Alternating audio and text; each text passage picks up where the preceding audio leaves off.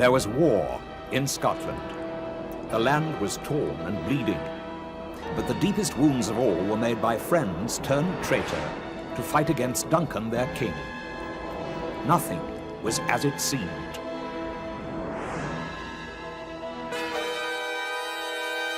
When shall we three meet again? In thunder, lightning, or in rain? When the hurly-burly's done, when the battle's lost and won. Whether place? Upon the heath. There to meet with Macbeth. Fair is foul, and foul is fair. Hover through the fog and filthy air.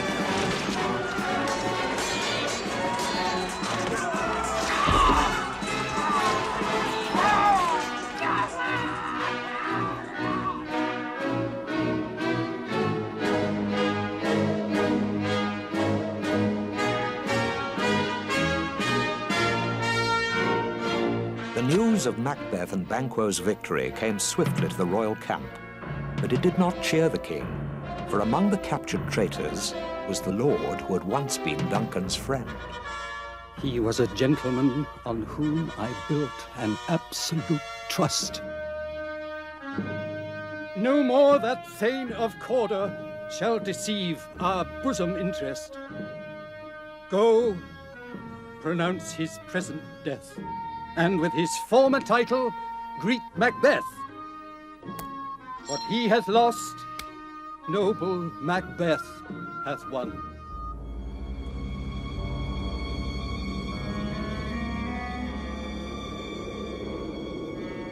What are these? So withered and so wild in their attire. Live you? Or are you aught that man may question? Speak, if you can. What are you? All hail, Macbeth. Hail to thee, Thane of Glamis. All hail, Macbeth. Hail to thee, Thane of Cawdor. All hail, Macbeth. Thou shalt be king hereafter.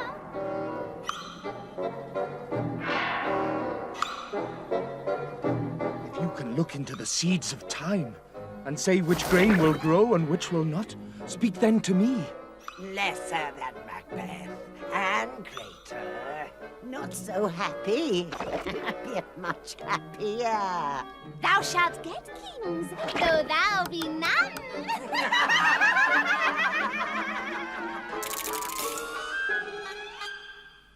Your children shall be kings. You shall be king. And Thane of Cawdor, too. Went it not so?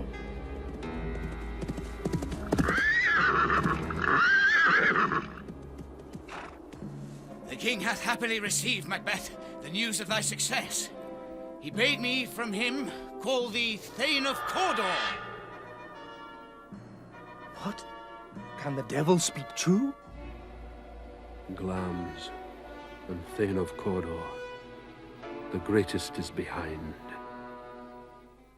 O worthiest cousin, sons, kinsmen, thanes, and you whose places are the nearest, know we will establish our estate upon our eldest, Malcolm, whom we shall name hereafter the Prince of Cumberland.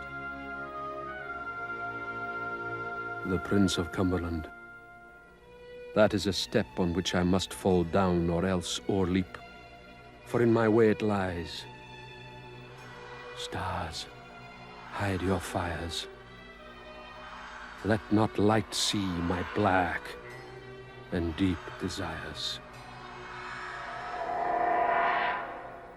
from hence to Inverness, and bind us further to you. Fiercely, Macbeth rode to warn his eager wife.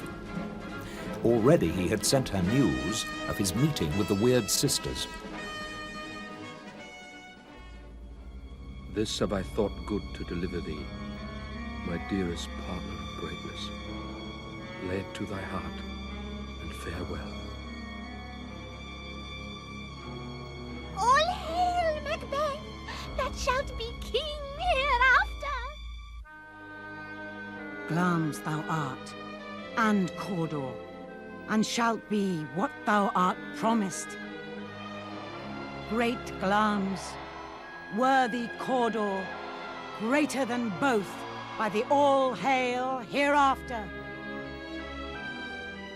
My dearest love, Duncan comes here tonight. And when goes hence? Tomorrow, as he purposes. Oh, never shall sun that morrow see. Look like the innocent flower, but be the serpent under it. Only look up clear, leave all the rest to me.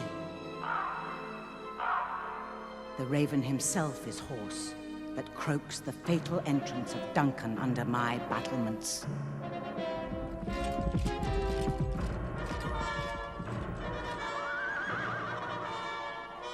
Conduct me to mine host. We love him highly. By your leave, hostess.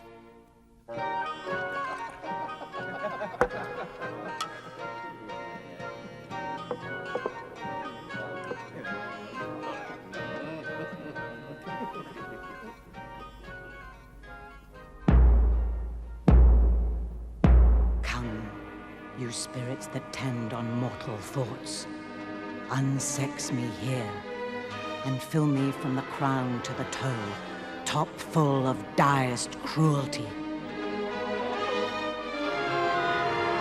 Come to my woman's breasts and take my milk for gall, you murdering ministers! He's here, in double trust. First, as I am his kinsman and his subject, strong both against the deed, then as his host, who should against his murderer shut the door, not bear the knife myself. We will proceed no further in this business. Art thou afeard? If we should fail, We fail. But screw your courage to the sticking place, and we'll not fail. go. Bid thy mistress, when my drink is ready, she strike upon the bell.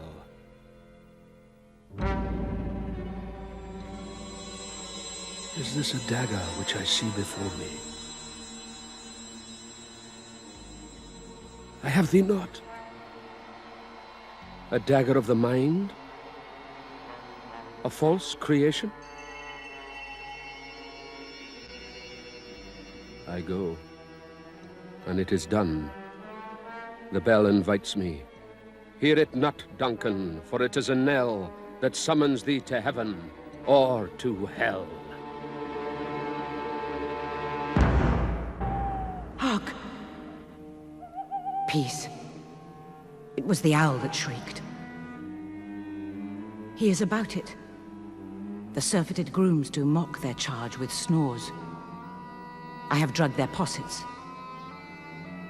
Had he not resembled my father as he slept, I had done it. I have done the deed. My husband. Methought I heard a voice cry, "Sleep no more. Macbeth does murder sleep. Glamis hath murdered sleep, and therefore Cawdor shall sleep no more. Macbeth shall sleep no more." Why did you bring these daggers from the place? They must lie there. Go, carry them, and smear the sleepy grooms with blood. I'll go no more. Give me the daggers. If he do bleed, I'll gild the faces of the grooms withal, for it must seem their guilt. What hands are here? Huh? They pluck out mine eyes. Will all great Neptune's ocean wash this blood clean from my hand? Retire we to our chamber. A little water clears us of this deed. Wake Duncan with thy knocking. I would thou couldst.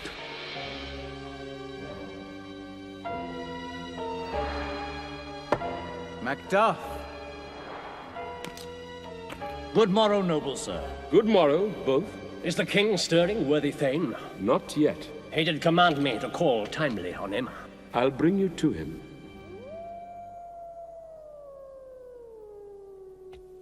Oh, horror! Horror, horror! Awake! Awake! Ring the alarm bell! Murder and treason! Murder! Murder! Your royal father's murdered. Oh, by whom? Those of his chamber, as it seemed, had done to their hands and faces, were all badged with blood. So were their daggers. What will you do? I'll to England. To Ireland, I. Our separated fortune shall keep us both the safer. Where we are, there's daggers in men's smiles. Suspected of his murder, the dead king's sons fled and left Macbeth to take the crown.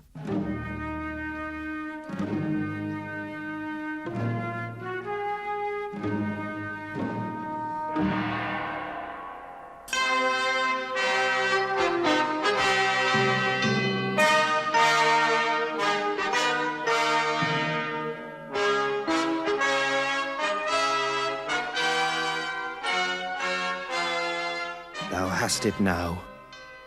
King, Cawdor, Glamis all, as the weird women promised. And I fear thou playedst most foully for it.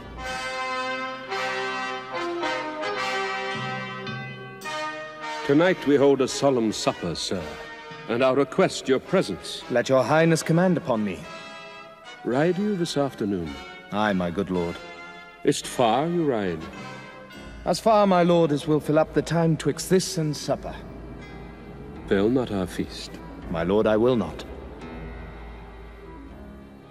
To be thus is nothing, but to be safely thus.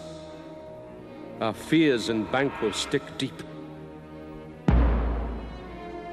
I will advise you where to plant yourselves, for it must be done tonight. We shall perform what you command us. Gentle, my lord. Sleek o'er your rugged looks. Be bright and jovial among your guests tonight. You must leave this. Oh, full of scorpions is my mine dear wife.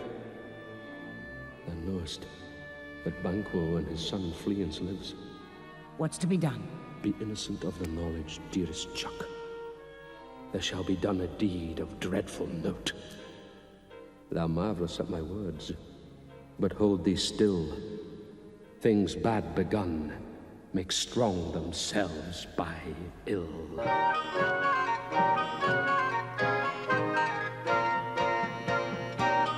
You know your own degrees. Sit down. At first and last, the hearty welcome. Thanks, Your Majesty.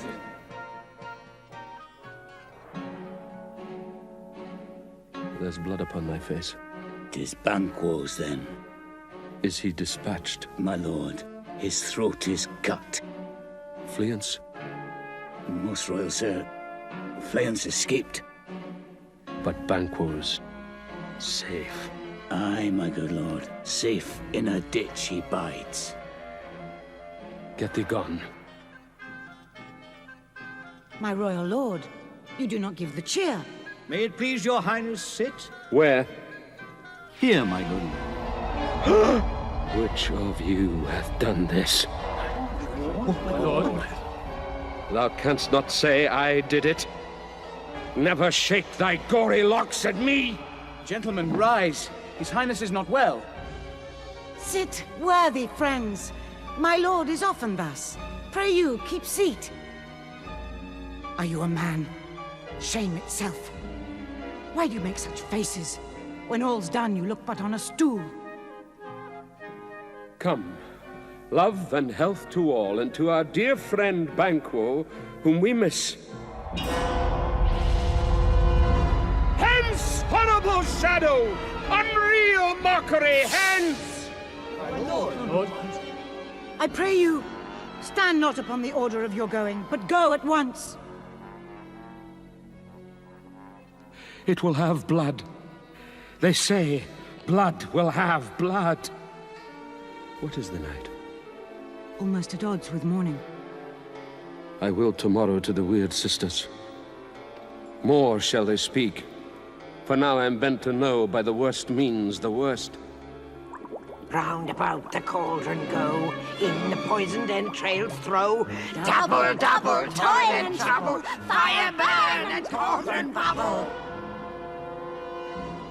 I am in blood stepped in so far that should I wade no more, returning were as tedious as go o'er.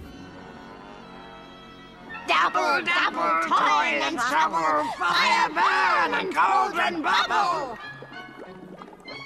By the pricking of my thumbs, something wicked this way comes. How now, you secret black and midnight hags? What is't you do? Answer me to what I ask you. Say if thou'dst rather hear it from our mouths or from our masters. Call 'em. Let me see 'em. Macbeth! Macbeth! Macbeth! Beware Macduff! Beware the Thane of Fife! Thou hast harped my fear aright, but... Be bloody, bold, and resolute. None of woman born shall harm Macbeth. Then live, Macduff. What need I fear of thee? But yet, I'll make assurance double sure. Thou shalt not live.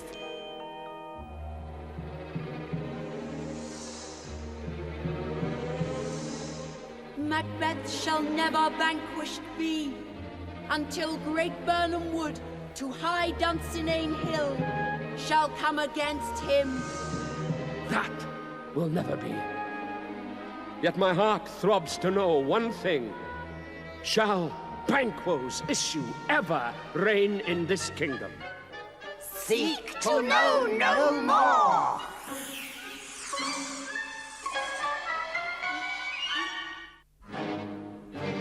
I did hear the galloping of horse. 'Tis 2 or 3, my lord, that bring you word Macduff is fled to England.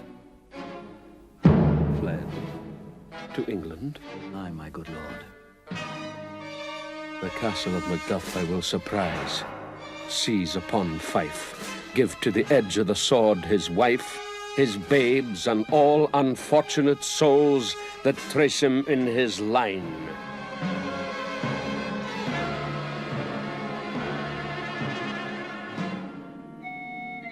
My children, too.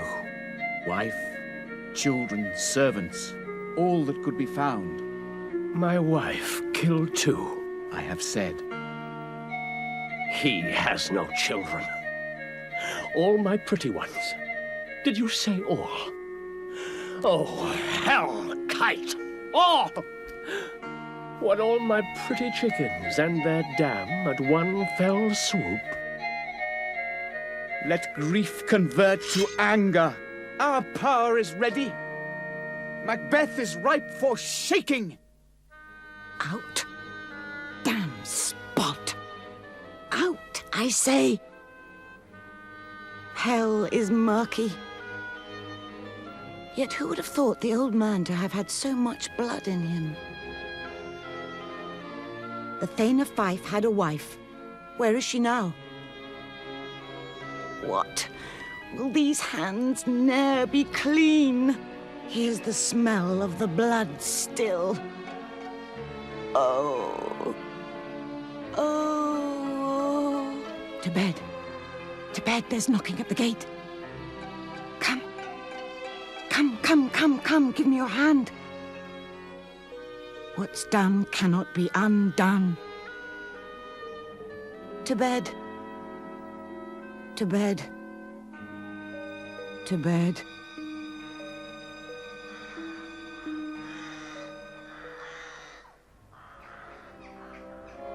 What wood is this? The wood of Birnam. Let every soldier hew him down a bough and bear it before him. What is that noise? I've almost forgot the taste of fears. Dionysus, familiar to my slaughterous thoughts, cannot once start me.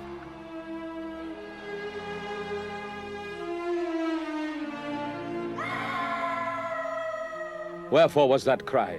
The queen, my lord, is dead.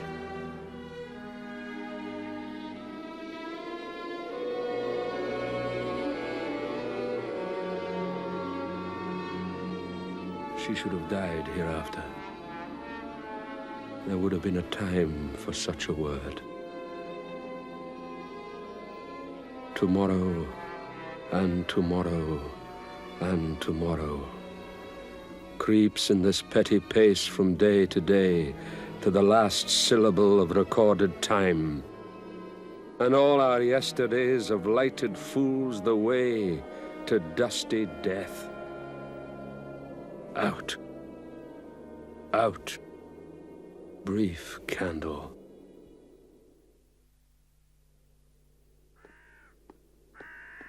Gracious my lord. Thy story, quickly.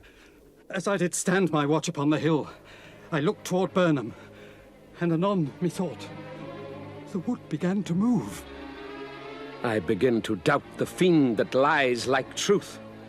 Fear not till Burnham wood do come to Dunsinane. And now a wood comes toward Dunsinane. Macbeth shall never vanquished be, until great Burnham Wood to high Dunsinane Hill shall come against him. Arm! Arm! And out!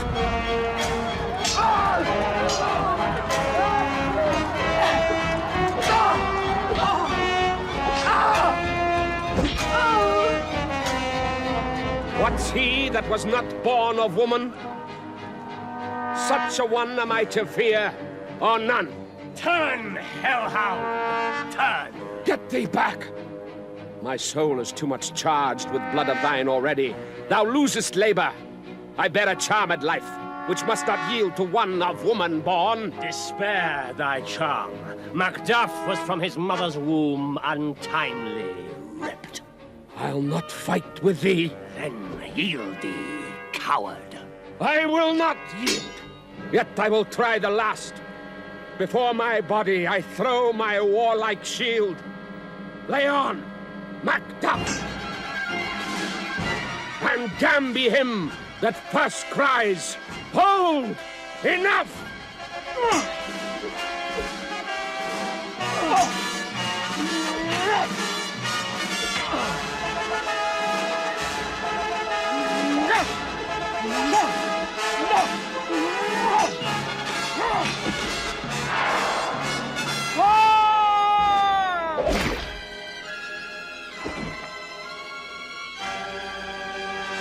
Out. Out. Brief candle.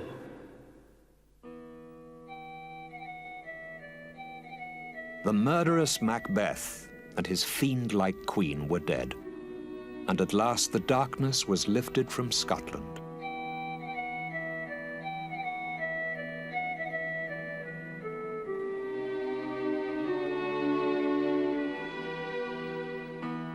God's benison go with you, and with those that would make good of bad, and friends of foes.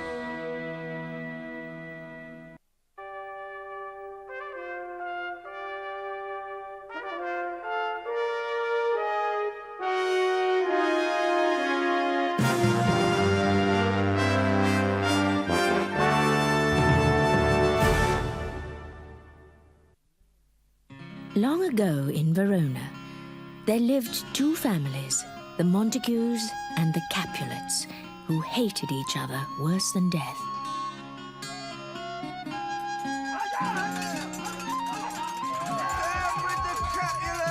Down with the Montagues! A plague on both your houses! Turn thee, Benvolio! Look upon thy death! That's Tybalt, a Capulet. I do but keep the peace. Put up thy sword. And that's Benvolio, a Montague. That's old Capulet, the head of the house, and Lady Capulet with him. Give me my long sword! Oh, a crutch, a crutch! Why call you for a sword? The head of the Montagues' house with his lady. My sword, I say!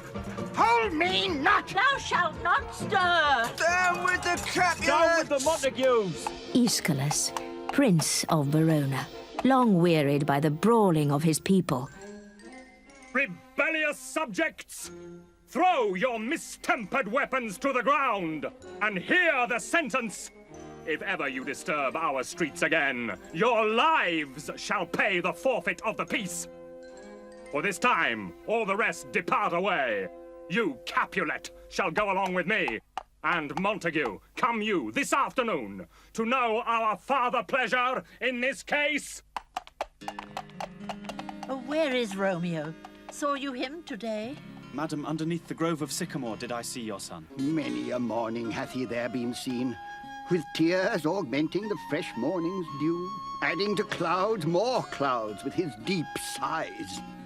My noble uncle, do you know the cause? I neither know it, nor can learn of him. See where he comes. So please you, step aside. I'll know his grievance, or be much denied. Romeo, the son of Montague, and lovesick for Rosaline.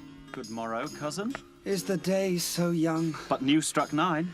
Ay me, sad hours seem long. What sadness lengthens Romeo's hours? In love? Out. Of love. Out of her favour where I am in love. Forget to think of her. Oh, teach me how I should forget to think. By giving liberty unto thine eyes, examine other beauties. Thou canst not teach me to forget. I pray, sir, can you read? Aye, if I know the letters and the language.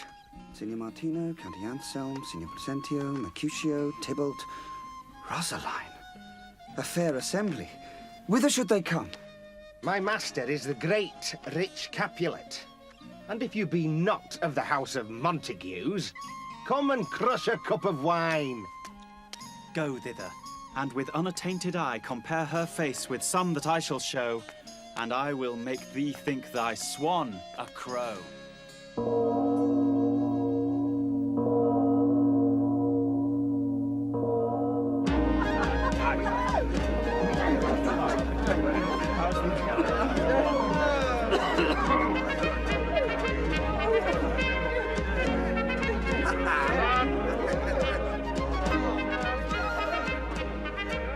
Here are Romeo and Benvolio, and Mercutio, a relative of the prince and Romeo's dearest friend. Romeo, we must have you dance. Not I, believe me. You have dancing shoes with nimble soles. I have a soul of lead. You're a lover. Borrow Cupid's wings. Peace, peace, Mercutio, peace. That's Rosaline. And that's Juliet, Capulet's daughter. She doth teach the torches to burn bright. Did my heart love till now? Forswear its sight, for I ne'er saw true beauty till this night. This, by his voice, should be a Montague. Fetch me my rapier, boy. Why, how now, kinsman? Wherefore storm you so? Uncle, this is a Montague, our foe. Let him alone. If I profane with my unworthiest hand this holy shrine, the gentle sin is this. My lips, 2 blushing pilgrims, ready stand to smooth that rough touch with a tender kiss. Good pilgrim, you do wrong your hands too much, which mannerly devotion shows in this. For saints have hands that pilgrims' hands do touch, and palm to palm is holy Palmer's kiss. Have not saints lips, and holy Palmers too?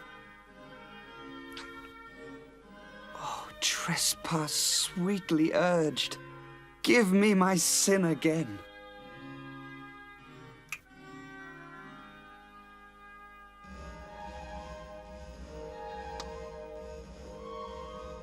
You kiss by the book. Here is Juliet's nurse. Madam, your mother craves a word with you. What is her mother? The lady of the house. Is she a Capulet? Oh, dear Count. My life is my foe's debt. What's he that now is going out of door? His name is Romeo, and a Montague. My only love, sprung from my only hate.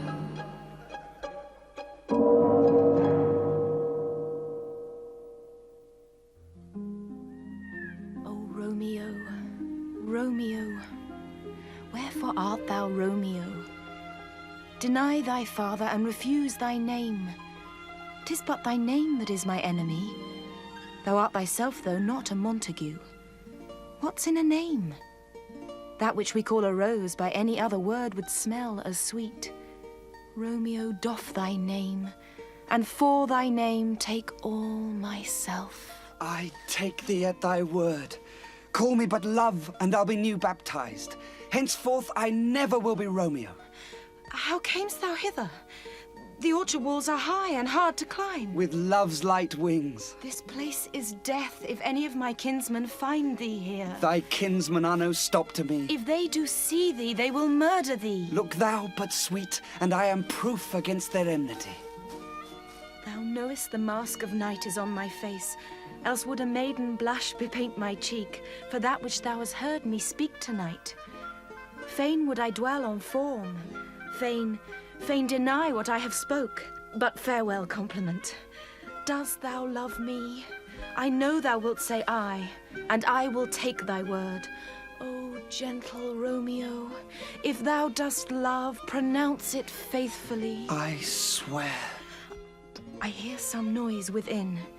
De love, adieu. Oh, wilt thou leave me so unsatisfied? What satisfaction canst thou have tonight? Madam! Anon, good nurse. Stay but a little. I will come again. I am afeard all this is but a dream. 3 words, dear Romeo, and good night indeed. If that thy bent of love be honourable, thy purpose marriage, send me word tomorrow by one that I'll procure to come to thee, where and what time thou wilt perform the rite, and all my fortunes at thy foot I'll lay. How silver sweet sound lovers' tongues by night. What o'clock tomorrow shall I send to thee? By the hour of 9. Madam! I come anon. Good night. Good night.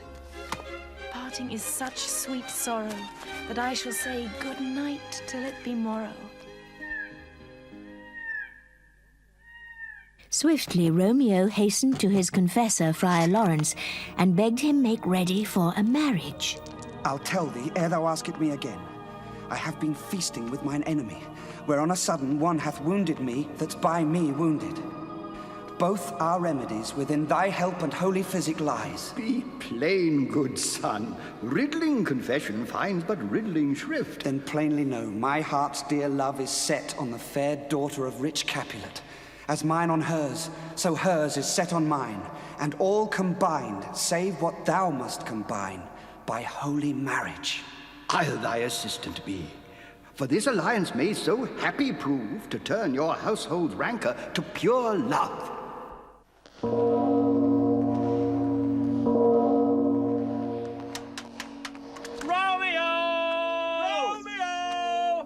Where the devil should this Romeo be? Tybalt, the kinsman of old Capulet, hath sent a letter to his father's house. A challenge on my life.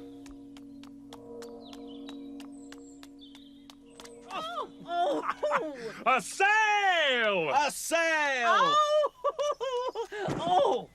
Oh, gentlemen, can any of you tell me where I may find the young Romeo?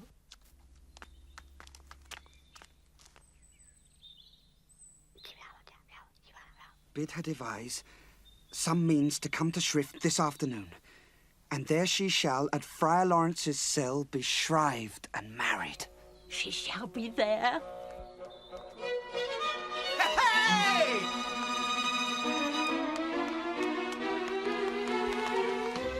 Oh, honey nurse, what news? Have you got leave to go to Shrift today? I have. Then hie you hence to Friar Lawrence's cell.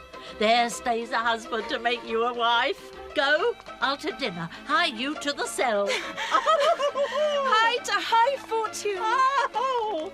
Oh!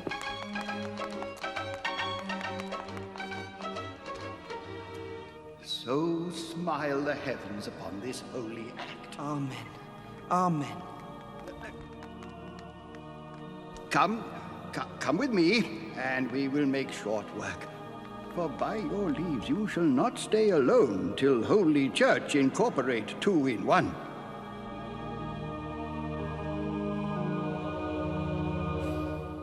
Peace be with you, sir. Here comes my man. Romeo, the love I bear thee can afford no better term than this. Thou art a villain!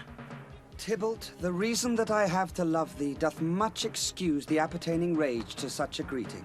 Turn and draw! I do protest I never injured thee, but love thee better than thou canst devise. Oh, come.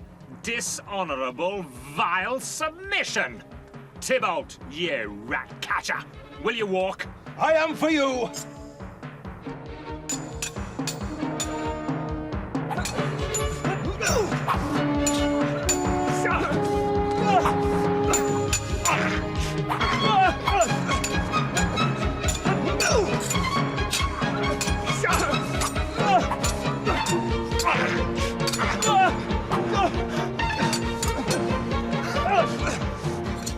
Gentlemen, for shame, forbear this outrage! Hold, Tybalt! Good Mercutio! Away, Tybalt! Art thou hurt? I am hurt. A plague of both your houses. I was hurt under your arm. They have made worms meat of me.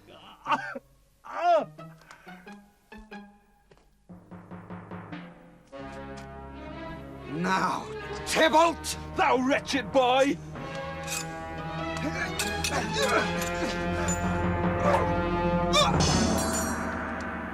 Romeo, away!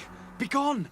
The prince will doom thee death! Oh, I am fortune's fool.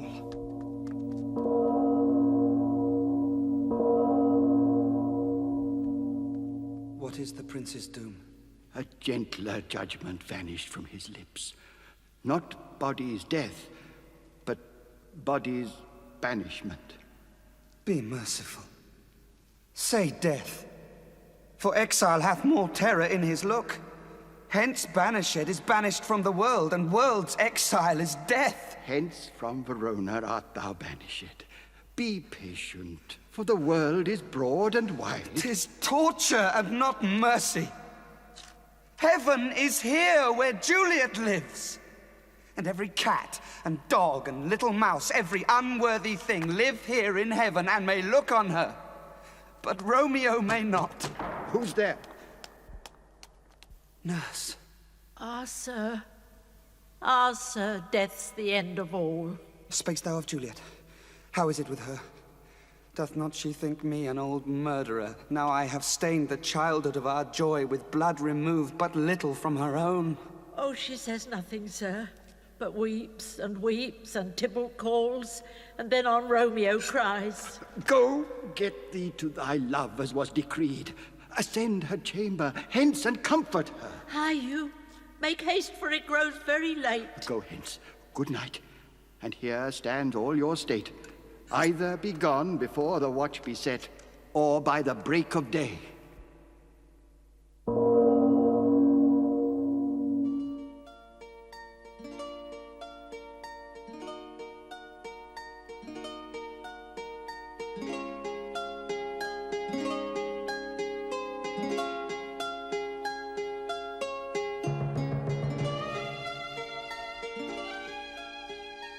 Wilt thou be gone?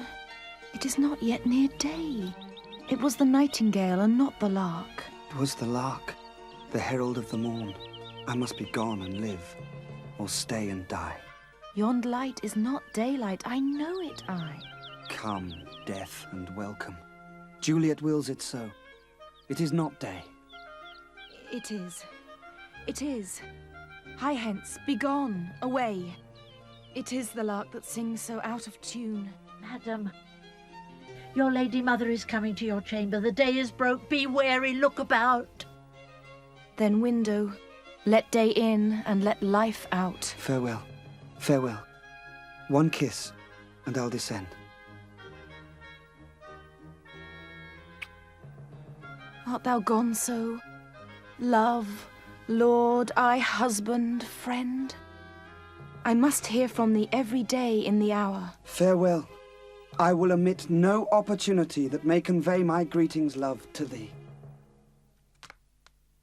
Well, well, thou hast a careful father, child, hath sorted out a sudden day of joy that thou expect'st not, nor I looked not for. What day is that? Early next Thursday morn, the gallant, young, and noble gentleman, the County Paris, at St. Peter's Church, shall happily make thee there a joyful bride. Now, by St. Peter's Church, he shall not make me there a joyful bride. Fettle your fine joints 'gainst Thursday next to go with Paris to St. Peter's Church, or I will drag thee on a hurdle thither. Good father, I beseech you. Hang thee and baggage, disobedient wretch. I'll tell thee what.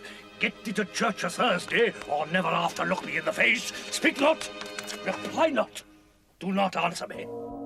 The banished Romeo fled to Mantua.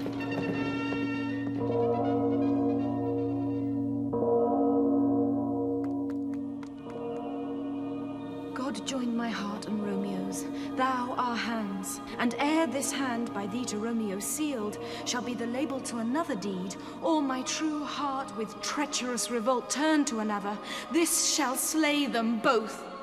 Oh, Juliet, I already know thy grief. Give me some present counsel.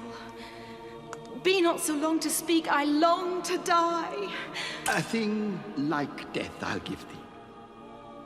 Hold then, go home, be merry, give consent to marry Paris.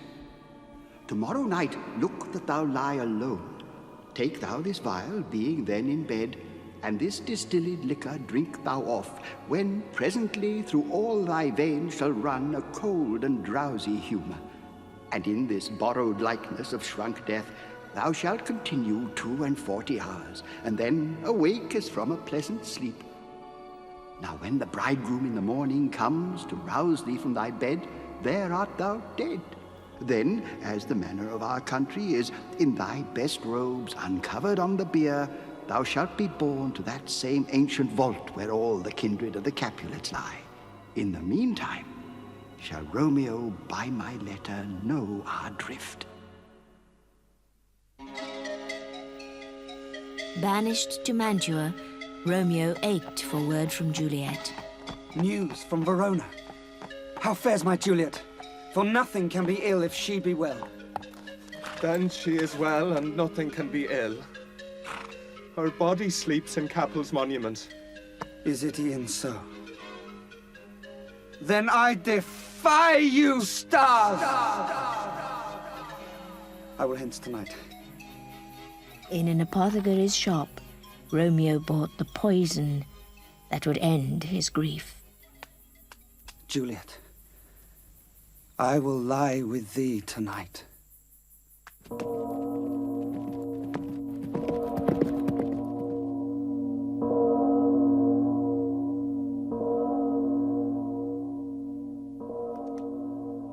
Welcome from Mantua. What says Romeo?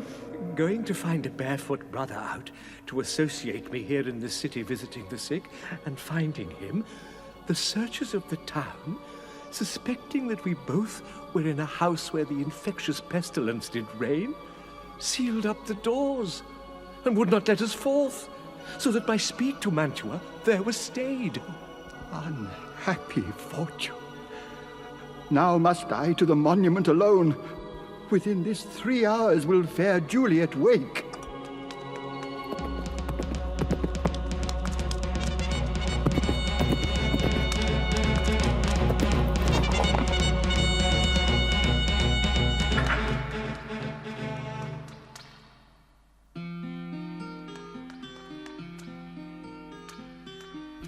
Oh, my love, my wife.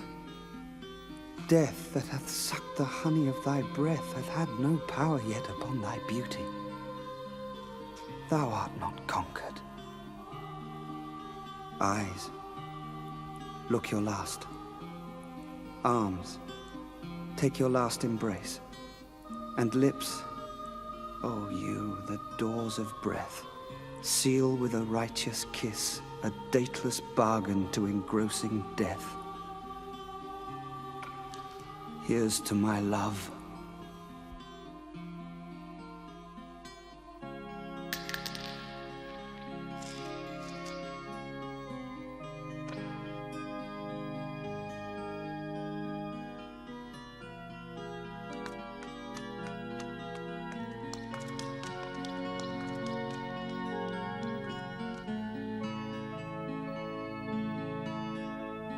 Comfortable friar, where is my lord?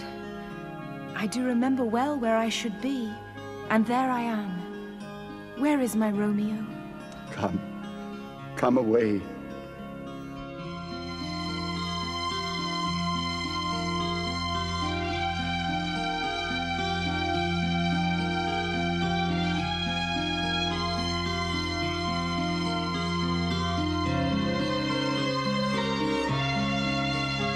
Go, get thee hence, for I will not away.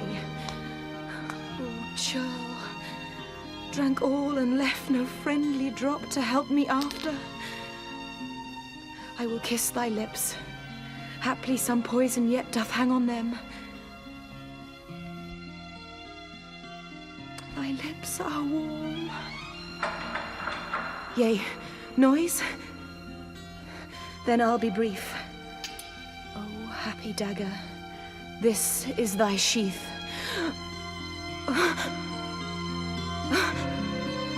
There, rust, and let me die.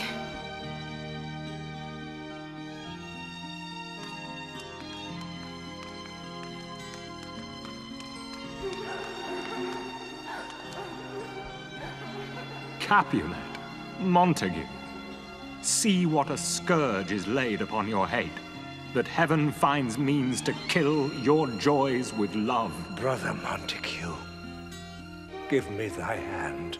But I can give thee more, for I will raise her statue in pure gold, that whiles Verona by that name is known, there shall no figure at such rate be set as that of true and faithful Juliet.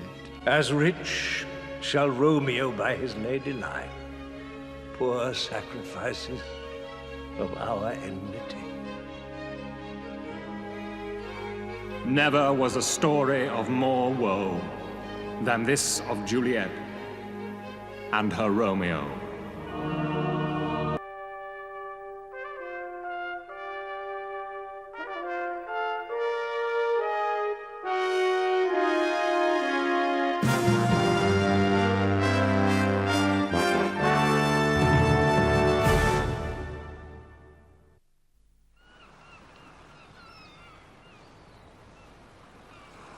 On a misty, forgotten isle, somewhere between Tunis and Naples, two strange castaways, a father and a daughter, are watching the long-awaited ship. For Prospero, a duke robbed of his title, there is grim pleasure. At last his enemies are within his grasp. His wicked brother, Antonio, Alonso, the greedy king of Naples, and his treacherous brother, Sebastian. Even Gonzalo, the kindly courtier, who, when father and tiny daughter had been set adrift in a rotting boat, had secretly provided them with food and clothing, and those precious books that had turned the poor, betrayed, and overthrown Duke of Milan into Prospero, the mighty enchanter.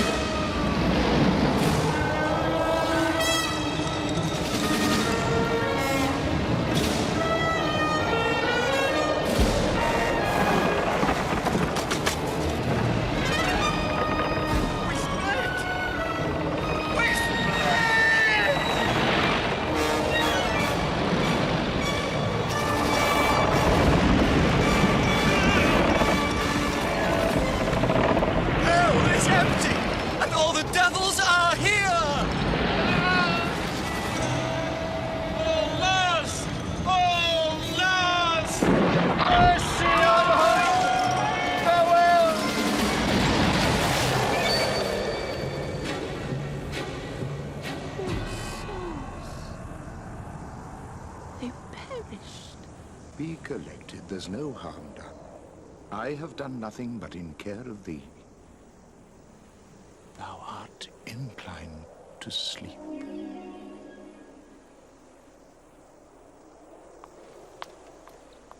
Approach. My Ariel, come.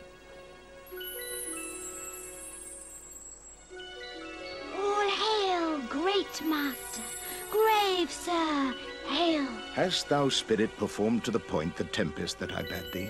To every article. But are they, Ariel, safe? Not a hair perished. In troops I have dispersed them about the isle. The king's son I have landed by himself. Why, that's my spirit. But there's more work. My lord, it shall be done. Awake, dear heart, awake. Thou hast slept well. Come on, we'll visit Caliban, my slave. 'Tis a villain, sir. I do not love to look on. But as 'tis, we cannot miss him. He does make our fire, fetch in our wood. What ho? Slave? Caliban, thou earth, thou come forth.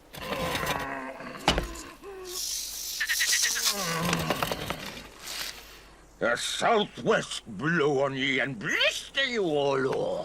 For this be sure, tonight thou shalt have cramps, side stitches that shall pen thy breath up. This island's mine, by Sycorax, my mother. When thou camest first, thou strokest me, and made much of me. Thou most lying slave, whom stripes may move, not kindness.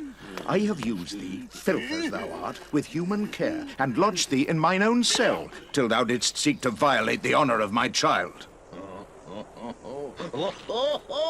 What had been done? Thou didst prevent me. I had peopled else this isle with Calibans. Hag seed, hence! Fetch us in fuel.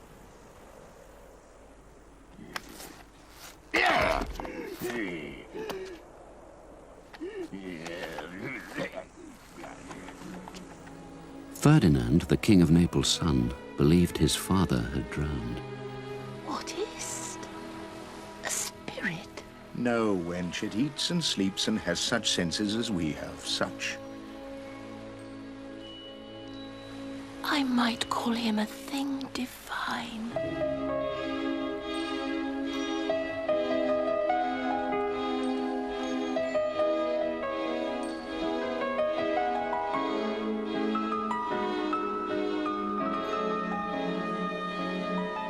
Oh, if a virgin and your affection not gone forth, I'll make you the Queen of Naples.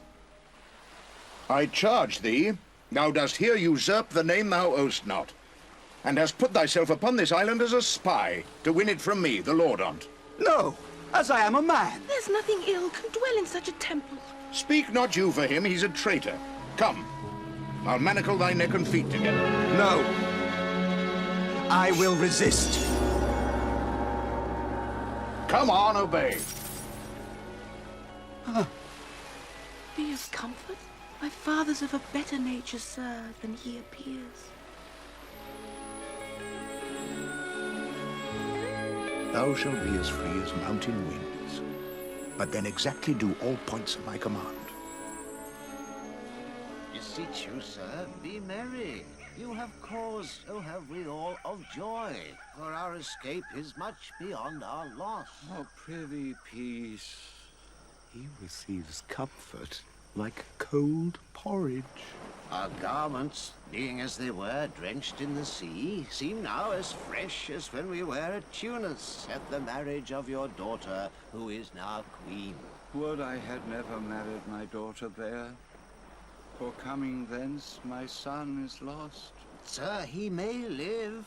I saw him beat the surges under him. No, he's gone. Sir, you may thank yourself for this great loss that would not bless our Europe with your daughter. Prithee, peace. The fault's your own.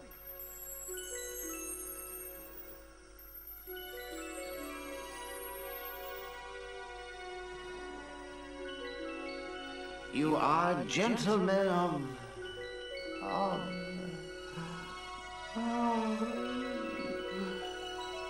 I am very heavy. go sleep. What a strange drowsiness possesses them. It is the quality of the climate. What might, worthy Sebastian, oh, what might. My strong imagination sees a crown dropping upon my head. Oh, prithee, say on. Will you grant with me that Ferdinand is drowned?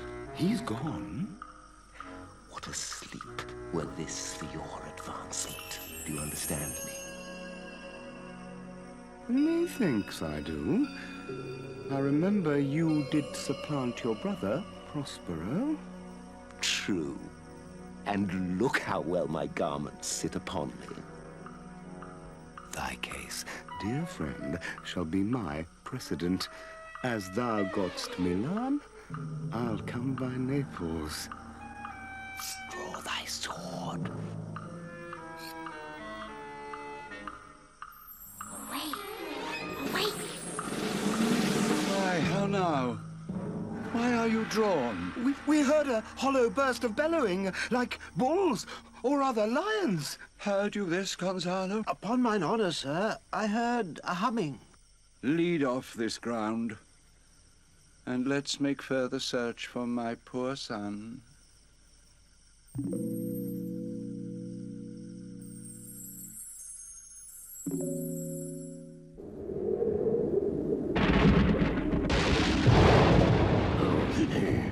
All the infections that the sun sucks up from bogs, fens, flats on Prosper fall and make him by inchmeal a disease. Lo, now lo, here comes the spirit of it to torment me for bringing wood in slowly and fall flat. Perchance he will not mind me. What have we here? A man or a fish? Dead or alive? A fish? He smells like a fish. Worm o' my troth. This is no fish, but an islander who hath lately suffered by a thunderbolt. Alas, the storm is come again. My best way is to creep under his gabardine. There is no other shelter hereabout. I shall no more to sea, here shall I die ashore. This is a very scurvy tune to sing at a man's funeral. Here's my comfort. Oh, hey! Do not torment me. This is some monster of the Isle with 4 legs, who hath got, as I take it, an ague. Where the devil should he learn our language? Do not torment me, prithee. I'll bring my wood home faster. He's in his fit now and does not talk after the wisest. He shall taste of my bottle. I should know that voice. It should be... But he is drowned. 4 legs and 2 voices. Hey, men, I will pour some in my other mouth. Stefano? If thou beest Stefano, touch me and speak to me, for I am Trinculo. If thou beest Trinculo, come forth. Oh, Stefano, 2 Neapolitans, skate! Prithee, do not turn me about. My stomach is not constant. That's a brave god and bear celestial liquor. Oh, Stefano, hast any more of this? The whole butt, man.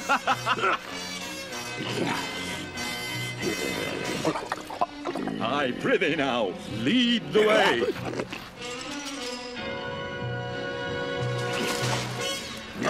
Ben, Kelly Ben, as a new master, as a new man. Freedom, Friday, freedom, freedom, Friday, freedom!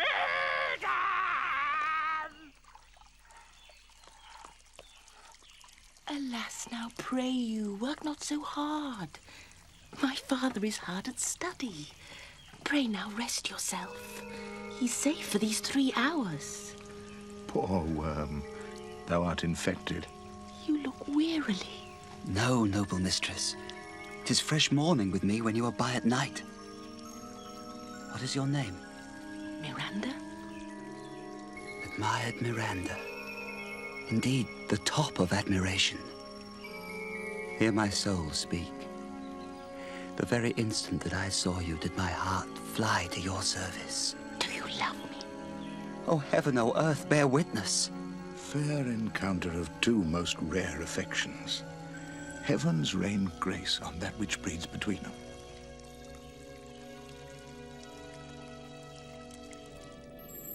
I say, by sorcery he got this isle. From me he got it. If thy greatness will revenge it on him, thou shalt be lord of it, and I'll serve thee. How now shall this be compassed? I'll yield him to thee asleep, where thou mayst knock a nail into his head. Thou liest! Thou canst not! What a pine-stabby patch! Right, what did I? I did nothing! Didst thou not say he lied? Thou liest! Do I so? Take thou that! Oh!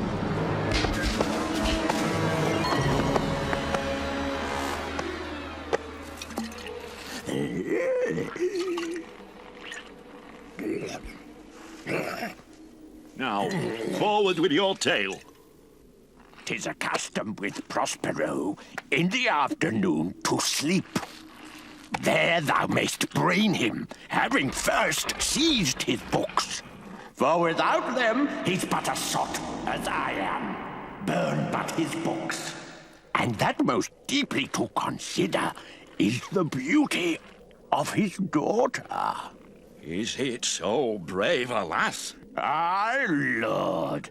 She will become thy bed, I warrant, and bring thee forth brave brood. Monster, I will kill this man. His daughter and I will be king and queen, save our graces. And Trinculo and thyself shall be viceroys. Dost thou like the plot, Trinculo? Give me thy hand. I am sorry I beat thee. Within this half hour he will be asleep.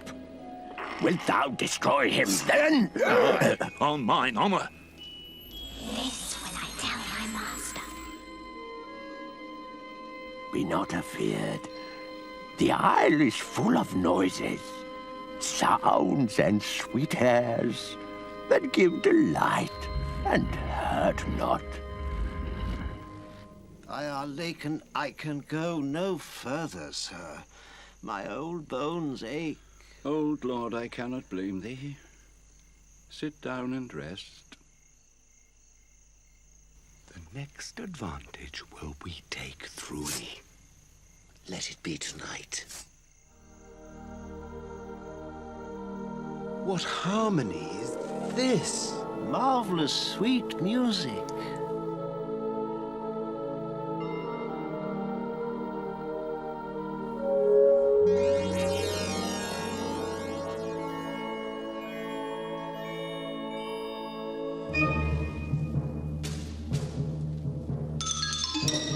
Give us kind keepers, heavens. What were these? A living drollery. If in Naples I should report this now, would they believe me? Praise in departing.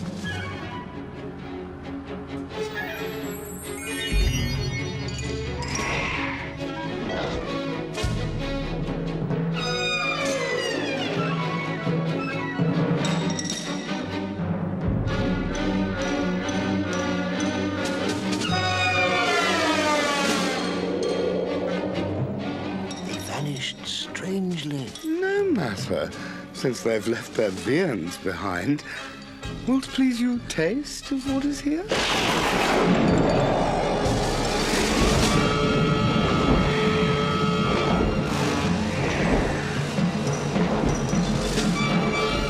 You are three men of sin. You three from Milan did supplant good Prospero. Exposed unto the sea him and his innocent child. for which foul deed the powers, delaying, not forgetting, have incensed the seas and shores, yea, all the creatures against your peace. Thee of thy son, Alonso, they have bereft, and do pronounce by me lingering perdition.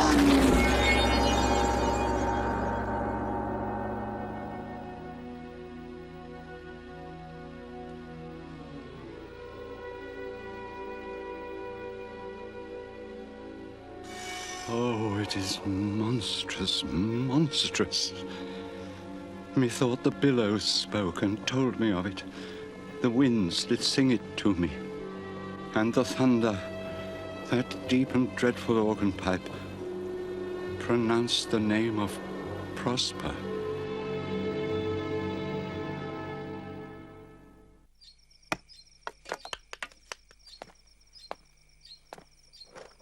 If I have too austerely punished you, your compensation makes amends. Then, as my gift and thine own acquisition worthily purchased, take my daughter. Sit then and talk with her. She is thine own.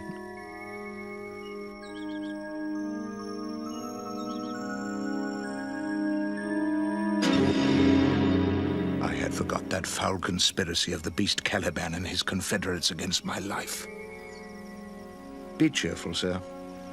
Our revels now are ended. We are such stuff as dreams are made on, and our little life is rounded with a sleep. Sir, I am vexed. A turn or two I'll walk to still my beating mind. This is the mouth of the cell. No noise, and enter. Give me thy hand. I do begin to have bloody thoughts.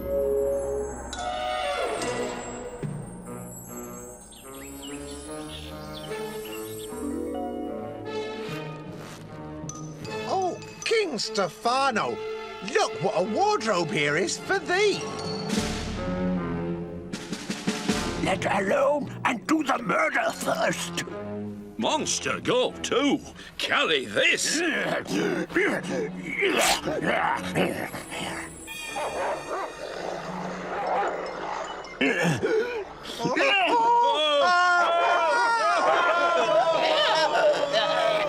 Say, my spirit, how fares the king and his followers?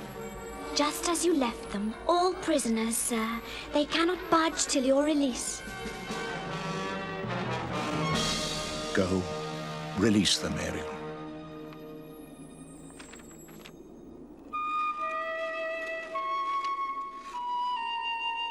This rough magic I here abjure. And when I have required some heavenly music, which even now I do, I'll break my staff. I'll drown my book.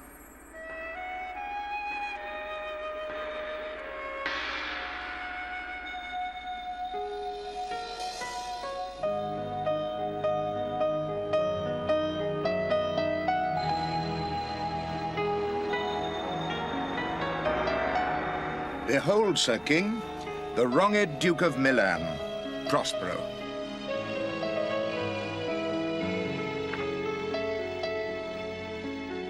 Thy dukedom I resign, and do entreat thou pardon me my wrongs. Welcome, my friends all. But you, my brace of lords, were I so minded, I here could pluck his highness frown upon you and justify you traitors. The devil speaks in him. No. For you, most wicked sir, whom to call brother would even infect my mouth, I do forgive thy rankest fault. This cell's my court. Pray you look in. My dukedom, since you have given me again, I will requite you with as good a thing.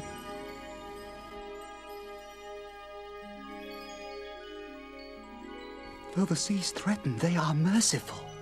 I have cursed them without cause. Now all the blessings of a glad father compass thee about. Oh, brave new world that has such people in it. Who is this maid with whom thou wast at play?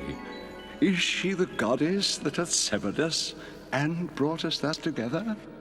Sir, She is mortal. But by immortal providence, she's mine. She is daughter to this famous Duke of Milan.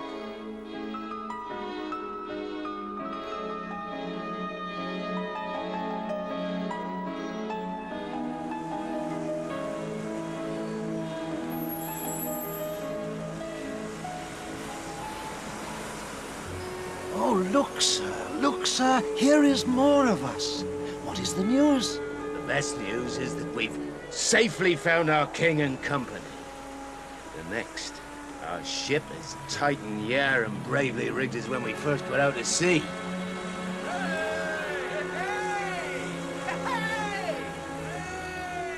Worst well done. Bravely, my diligence. Thou shalt be free. This is as strange a maze as e'er men trod. There are yet missing of your company some few odd lads that you remember not. 2 of these fellows you must know and own. This thing of darkness, I acknowledge mine. Go, sirrah, to my cell. As you look to have my pardon, trim it handsomely. That I will, and I'll be wise hereafter, and seek for grace. What a thrice double ass was I, to take this drunkard for a god and worship this dull fool! I long to hear the story of your life, which must take the ear strangely. I'll deliver all, and promise you calm seas. My Ariel, chick, that is thy charge. Then to the elements be free, and fare thou well.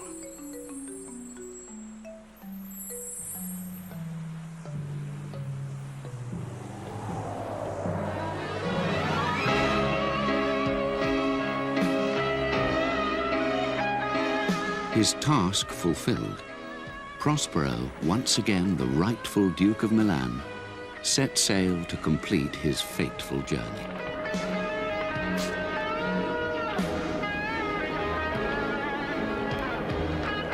He threw away the magic books that held his power, and left behind that enchanted isle and its curious inhabitants forever.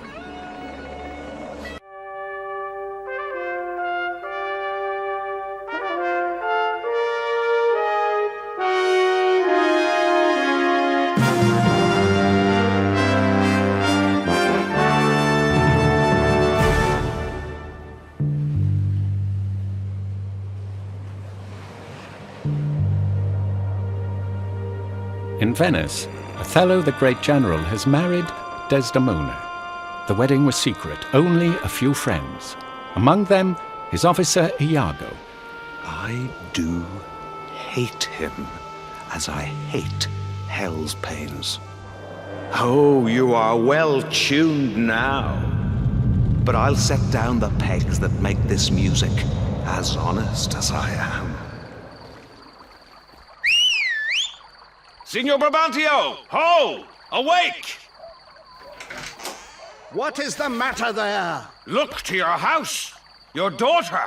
Even now, very now, an old black ram is topping your white ewe. Your daughter and the Moor are now making the beast with 2 backs! Valiant Othello, we must straight employ you against the general enemy. You must hence tonight. Oh, my daughter is abused, stolen from me, and corrupted by witchcraft and medicines. What can you say to this? That I have ta'en away this old man's daughter, it is most true. True, I have married her. This only is the witchcraft I have used. Her father loved me, oft invited me. Still questioned me the story of my life. She loved me for the dangers I had passed. And I loved her that she did pity them. I think this tale would win my daughter, too. Look to her, Moor. If thou hast eyes to see, she has deceived her father, and may thee. My life upon her faith. It cannot be that Desdemona... There was a young man, Rodrigo was his name, who longed to creep into Desdemona's bed. I have told thee often, I hate the Moor. If thou canst cuckold him, thou dost thyself a pleasure, and me a sport. They sailed to secure the garrison at Cyprus, but a violent storm broke up the fleet. The first vessel safely into harbour carried Cassio, a young officer Othello had promoted over Iago. Then came Iago with his wife Emilia, who was Desdemona's maid, and the ever-hopeful Roderigo. Oh, behold, the riches of the ship is come ashore. Hail to thee, lady. Very good, well kissed, an excellent courtesy.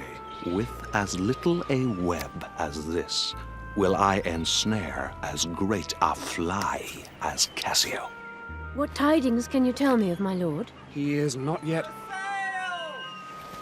Sir, would she give you so much of her lips as of her tongue she oft bestows on me, you'd have enough. Alas, she has no speech. I know. Too much. You are pictures out of doors. Wild cats in your kitchens, devils being offended. A sail! A sail! Lo, where he comes!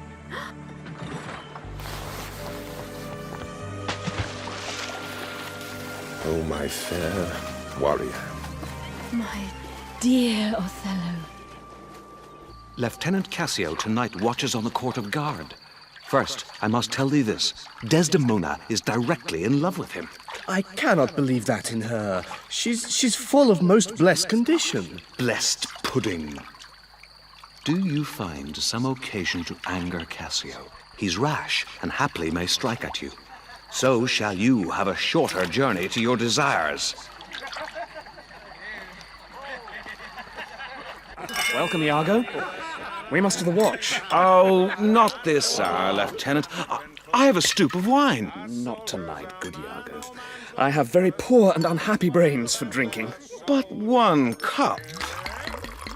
If I can fasten but one cup upon him, he'll be as full of quarrel and offence as my young mistress' dog.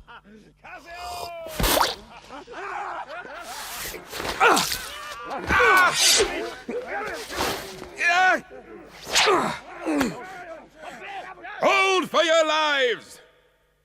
Cassio, I love thee, but never more be officer of mine. Oh, I have lost the immortal part of myself. My reputation, Iago. My reputation. Come, come, I'll tell you what you shall do. Our general's wife is now the general. Confess yourself freely to her, importune her. She'll help to put you in your place again. You advise me well. Good night, honest Iago.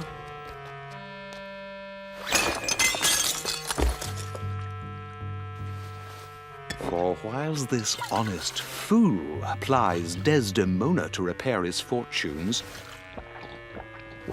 and she for him pleads strongly to the Moor, I'll pour this pestilence into his ear, that she repeals him for her body's lust. So will I turn her virtue into pitch, and out of her own goodness make the net that shall enmesh them all. Be thou assured, good Cassio, I will do all my abilities in thy behalf. Therefore, be merry, Cassio. Madam, here comes my lord. Madam, I'll take my leave. Ha! I like not that. What dost thou say? Nothing, my lord. Was not that Cassio that parted from my wife? Cassio, my lord? No, sure I cannot think it. That he would steal away so guilty-like, seeing you coming? I do believe 'twas he. Is he not honest? My lord, for aught I know. I know thou art full of honesty, and weighest thy words. Thou dost mean something. Oh, beware jealousy, my lord. It is the green-eyed monster. Farewell. If more thou dost perceive, let me know more. excellent wretch. Petition catch my soul, but I do love thee.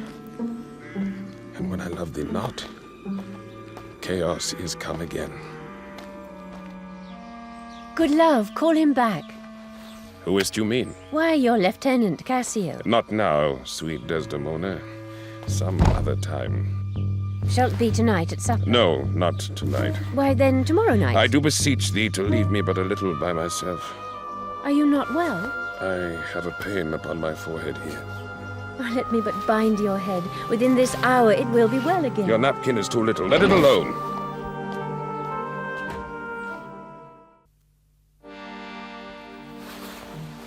This was her first remembrance from the moor. My wayward husband hath 100 times wooed me to steal it, but she so loves the token.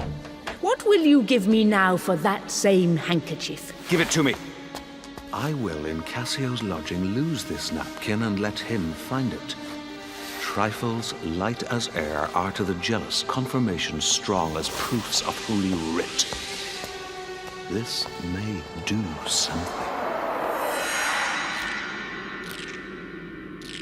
The moor already changes with my poison.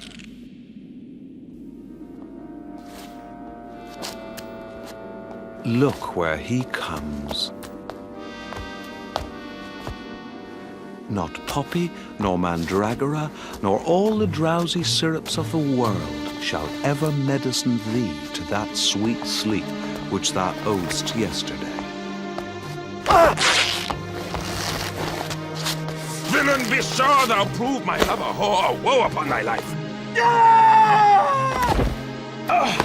Oh, grace! Oh, heaven, defend me! Take note, O world! To be direct and honest is not safe! Nay, stay. Give me a living reason that she's disloyal. I do not like the office, but I will go on. I lay with Cassio lately, in sleep. I heard him say, "Sweet Desdemona, let us be wary, let us hide our loves." Oh, monstrous. Monstrous. Nay, this was but his dream. I'll tear her all to pieces. Nay, yet be wise. She may be honest yet. Have you not seen a handkerchief spotted with strawberries in your wife's hand? I gave her such a one. 'Twas my first gift. I know not that. But such a handkerchief, I'm sure it was your wife's, did I today see Cassio wipe his beard with. Oh, blood, Iago! Blood! Within these 3 days, let me hear thee say that Cassio's not alive. My friend is dead. 'Tis done as you request. But let her live. Damn her, lewd minx! Come, go with me apart. Now art thou my lieutenant. I am your own forever.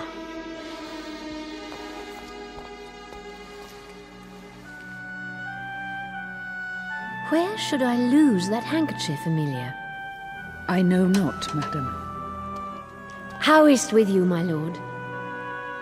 I have a salt and sorry room offends me. Lend me thy handkerchief. Here, my lord. That which I gave you. I have it not about me. That's a fault. That handkerchief did an Egyptian to my mother give. There's magic in the web of it. And would to God that I had never seen't. He's lost. He's gone. Heaven bless us! This is a trick to put me from my suit. Pray you, let Cassio be received again. Fetch me that handkerchief! I pray, talk me of Cassio. The handkerchief! Bianca, not Desdemona was Cassio's love. What hath he said? Faith, that he did. I know not what he did. But what? Lie. With her? With her? On her? What you will. Lie with her. Lie on her. Handkerchief. Confessions. Handkerchief. Is possible? Oh, devil!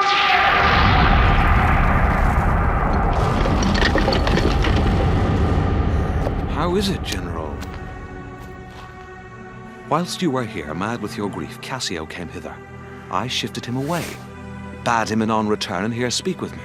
Do but encave yourself, for I will make him tell the tale anew, where, how oft, how long ago, and when he has and is again to cope your wife. Will you withdraw? Now will I question Cassio of Bianca. As he shall smile, Othello shall go mad. I never knew a woman love man so. Alas, poor rogue. I think if faith she loves me, she hangs and lolls and weeps upon me. Oh, I see that nose of yours, but not the dog I shall throw it to. This is some minx's token, and I must take out the work. There. By heaven, that should be my handkerchief. After her, after her! Faith, I must. She'll rail in the streets, else. How shall I murder him, Iago? I would have him 9 years a-killing. A fine woman. A fair woman. A sweet woman. Nay, you must forget that. No, my heart is turned to stone. I strike it and it hurts my hand. The world hath not a sweeter creature. Oh, Iago, the pity of it, Iago. If you are so fond over her iniquity, get me some poison, Iago, this night. This night, Iago. Do it not with poison. Strangle her in her bed, even the bed she hath contaminated. And for Cassio, let me be his undertaker. Good, good. The justice of it pleases. The Duke and Senators of Venice greet you. How does Lieutenant Cassio?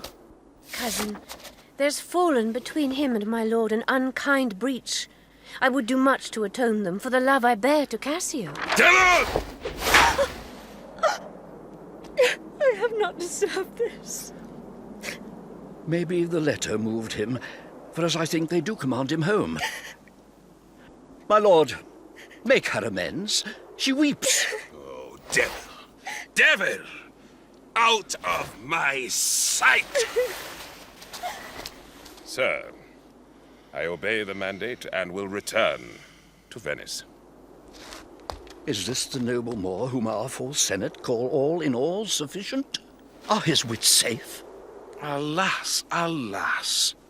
It is not honesty in me to speak what I have seen and known. Do but go after and mark how he continues. Let me see your eyes.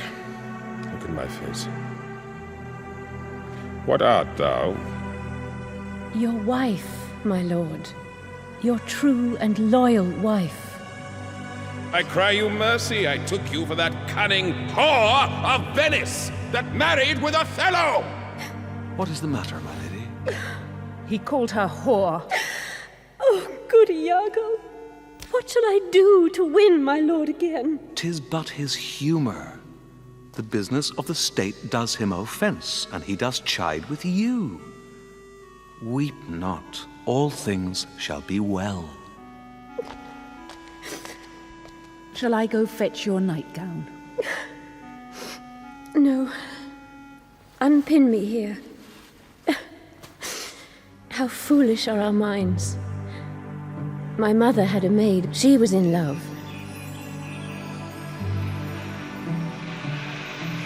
And he she loved proved mad and did forsake her.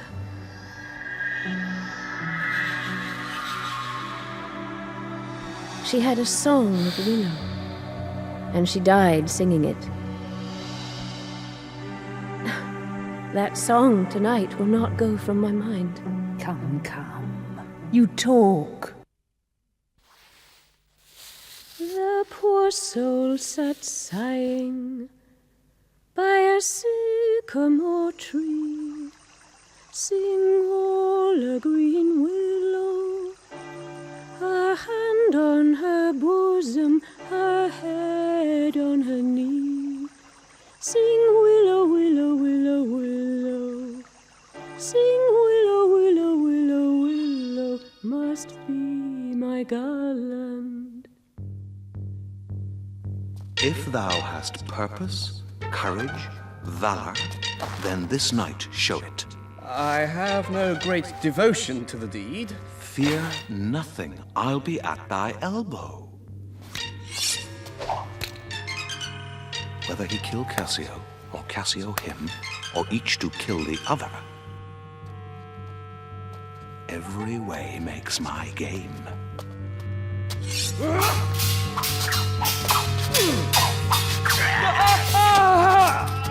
Help! Oh! Murder! Murder! The voice of Cassio. Iago keeps his word. Oh, brave Iago. Oh, my lieutenant! What villains have done this? Help me here. That's one of them. Oh, murderous slave! Oh, damn Iago. Oh, inhuman dog. This is the night that either makes me or foredoes me quite. Put out the light, and then put out the light. If I quench thee, thou flaming minister, I can again thy former light restore, should I repent me. But once put out thy light.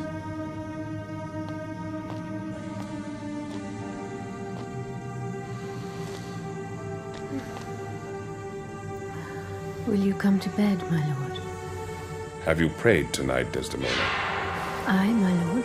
If you bethink yourself of any crime, unreconciled as yet to heaven and grace, solicit for it straight. I would not kill thy unprepared spirit. Then heaven have mercy on me. The handkerchief which I so loved and gave thee, thou gavest to Cassio. I never gave it him. Send for him hither. He has confessed. What, my lord? That he hath used thee. He will not say so. No, his mouth is stopped. Alas, he is betrayed and I undone. Down, strumpet. Kill me tomorrow, let me live tonight. Nay, and you strive. But half an hour. It is too late. My lord! My lord! 'Tis Emilia. If she come in, she'll sure speak to my wife. My wife. My wife. What wife? I have no wife.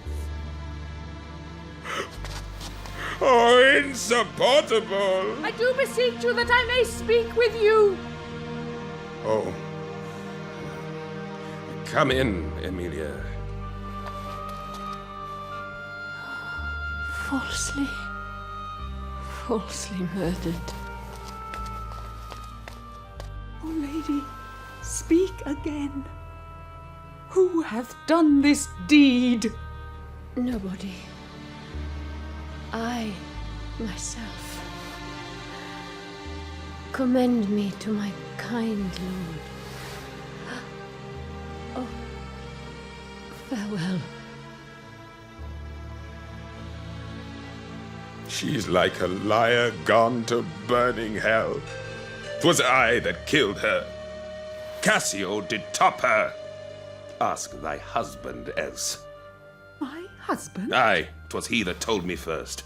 My husband? I say thy husband. My friend, thy husband. Honest, honest Iago. If he say so, may his pernicious soul rot half a grain a day. Help! Help! Oh, help! The Moor hath killed my mistress! Oh, monstrous act. 'Tis pitiful. But yet Iago knows that she with Cassio hath the act of shame 1,000 times committed. Cassio confessed it, and she did gratify his amorous works with the recognizance and pledge of love which I first gave her. I saw it in his hand. It was a handkerchief. 'Twill out! 'Twill out! O thou dull Moor, That handkerchief thou speakst on I found by fortune and did give my husband. He begged of me to steal it. Filth! Thou liest!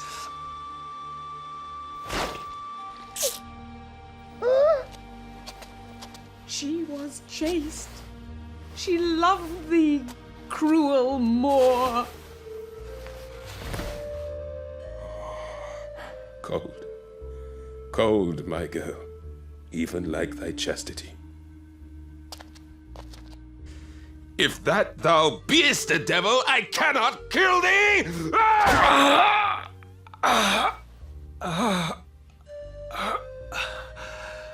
I bleed, sir, but not killed. This wretch hath part confessed his villainy. Dear General, I did never give you cause. I do believe it, and I ask your pardon. Will you, I pray, demand that demi-devil why he hath thus ensnared my soul and body?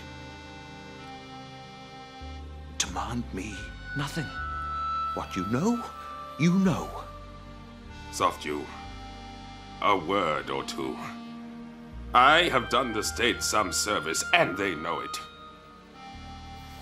I pray you, in your letters, when you shall these unlucky deeds relate, speak of them as they are, then must you speak.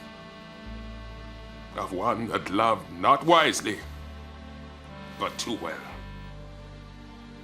Set you down this, and say besides that in Aleppo once, where a malignant and a turbaned Turk beat a Venetian and traduced the state, I took by the throat the circumcised dog and smote him thus!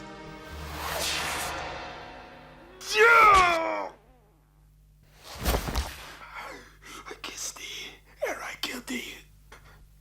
No way but this. Killing myself to die upon a kiss.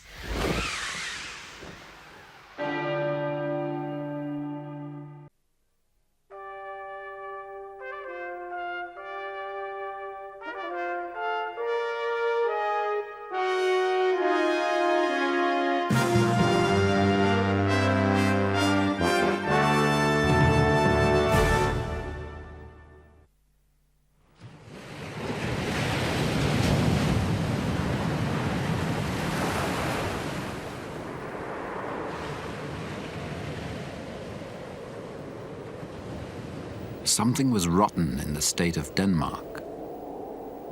The king was dead, poisoned by a serpent in his orchard, so it was said.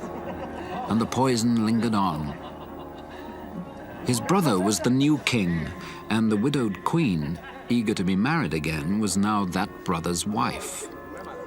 But the dead king had left a son, Prince Hamlet, whose heart was eaten up with grief for his dead father.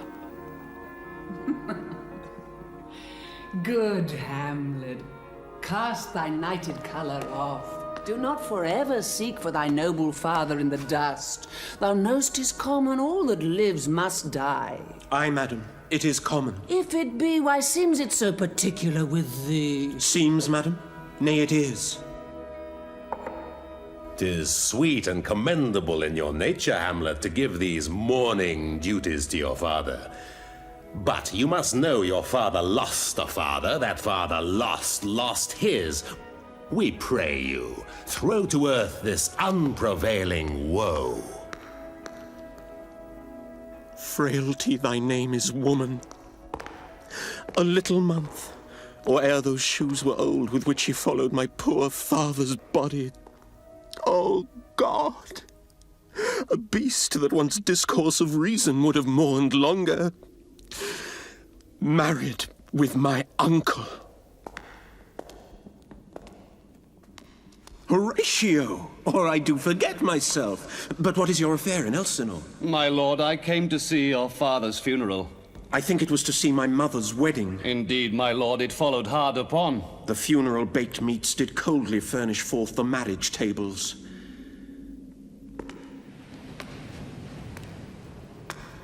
My father. Methinks I see my father. Where, my lord? In my mind's eye, Horatio. My lord, I think I saw him yesternight. Saw who? My lord, the king, your father. The king, my father? 2 nights together on their watch had these gentlemen been thus encountered. A figure like your father, armed at point, exactly, cap a pay. I will watch tonight. Perchance 'twill walk again. My father's spirit in arms. All is not well.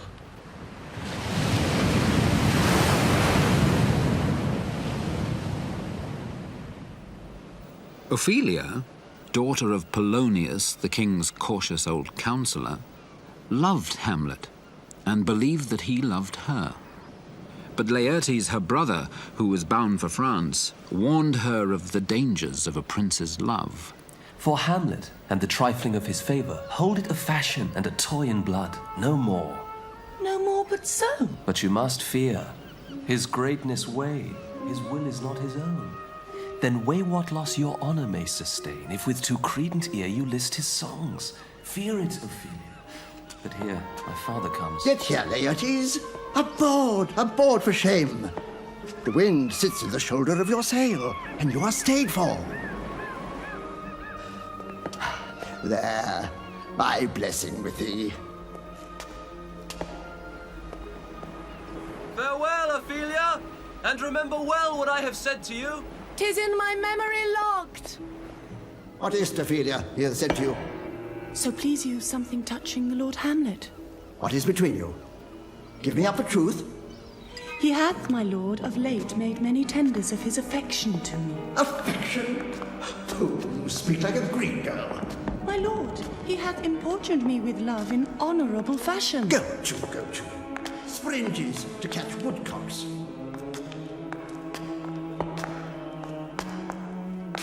I would not, in plain terms, from this time forth, have you so slander any moment's leisure as to give words or talk with the Lord Hamlet. Look to it.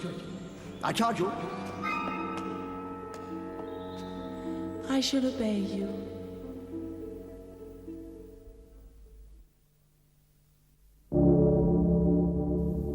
What hour now? I think it lacks of 12. Look, my lord, it comes. Angels and ministers of grace, defend us. I am thy father's spirit, doomed for a certain term to walk the night. I will follow it. Do not, my lord. I say away. Go on. I'll follow thee. List, oh list. If thou didst ever thy dear father love, revenge his foul and most unnatural murder. Murder, most foul as in the best it is. 'Tis given out that sleeping in my orchard, a serpent stung me. But know thou, noble youth, the serpent that did sting thy father's life now wears his crown. Oh, my prophetic soul, my uncle. Aye, that incestuous, that adulterate beast, with witchcraft of his wit, with traitorous gifts, won to his shameful lust the will of my most seeming virtuous queen. O most pernicious woman! O villain, smiling, damned villain! Adieu.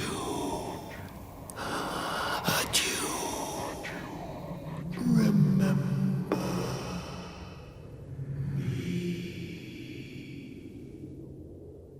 Hamlet resolved to hide his terrible knowledge under a cloak of madness.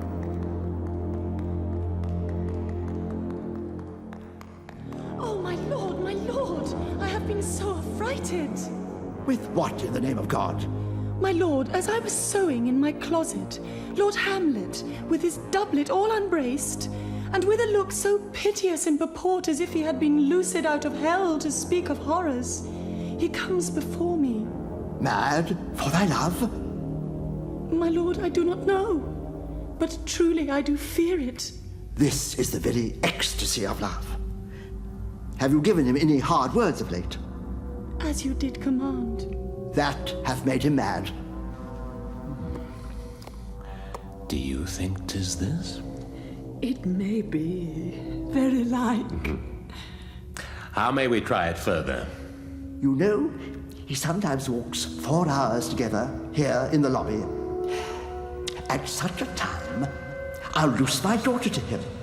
Be you and I behind an arras then. Mark the encounter.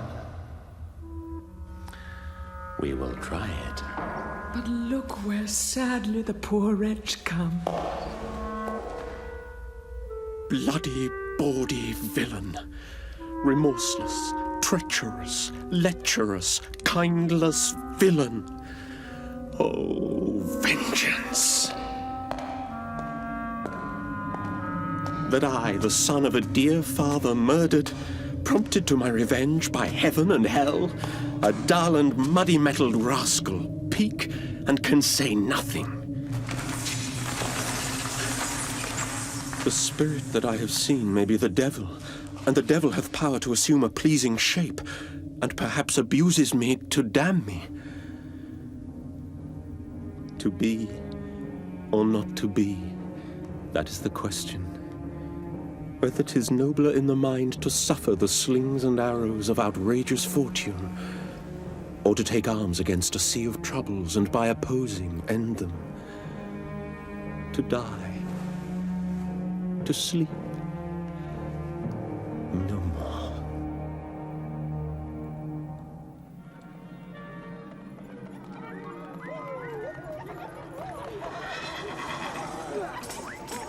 About my brains.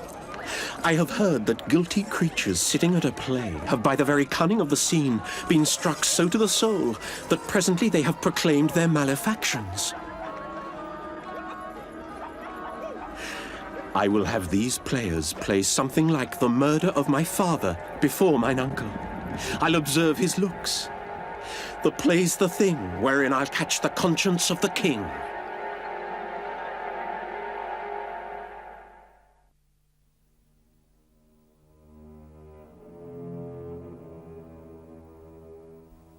Nymph, in thy orisons be all my sins remembered.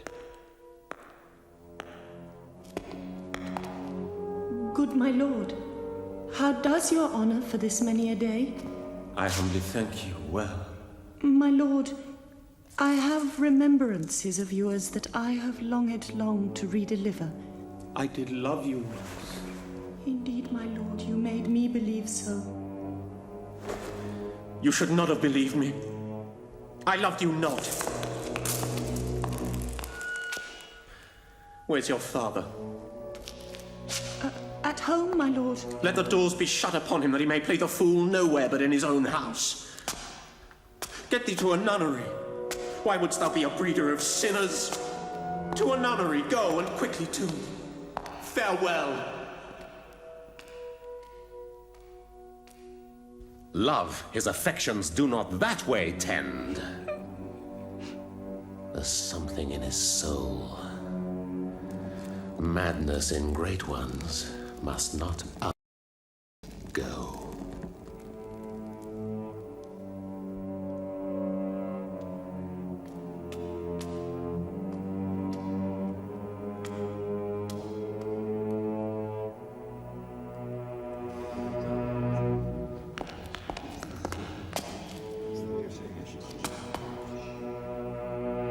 Have you heard the argument? Is there no offense in it? No, no, they do but jest. Poison in jest.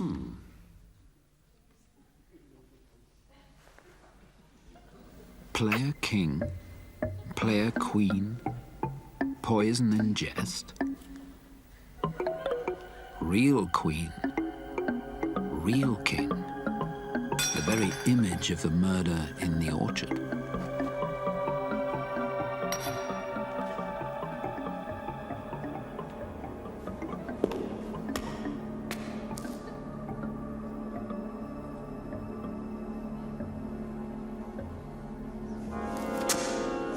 Give me some light! Away! What? Frighted with false fire? My lord, the Queen would speak with you. I will come to my mother by and by. He will come straight. Tell him his pranks have been too broad to bear. Silence me, in here. Fear me not. How now, mother? Withdraw. I hear him coming. Now, mother. What's the matter?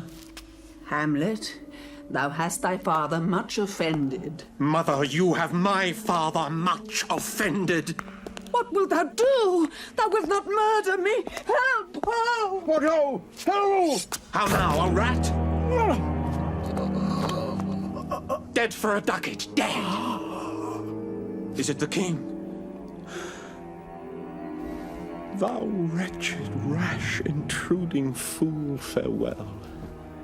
Oh, what a rash and bloody deed is this! Almost as bad as kill a king and marry with his brother. As kill a king? Aye, lady.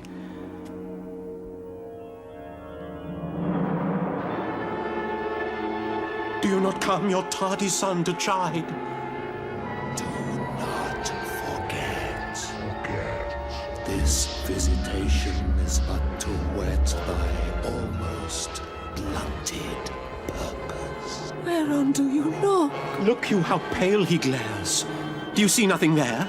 Nothing at all. Why, look you there, look how it steals away. My father in his habit as he lived. This is the very coinage of your brain. My pulse as yours doth temperately keep time and makes us healthful music. It is not madness. For this same Lord I do repent, but heaven hath pleased it so. I must be cruel only to be kind. Thus bad begins, and worse remains behind. The old man's death was monstrous. Straightway, Hamlet was dispatched to England. Secret letters carried by spies condemned him to death. The bloody deed had struck terror into the king's heart and driven Ophelia to madness.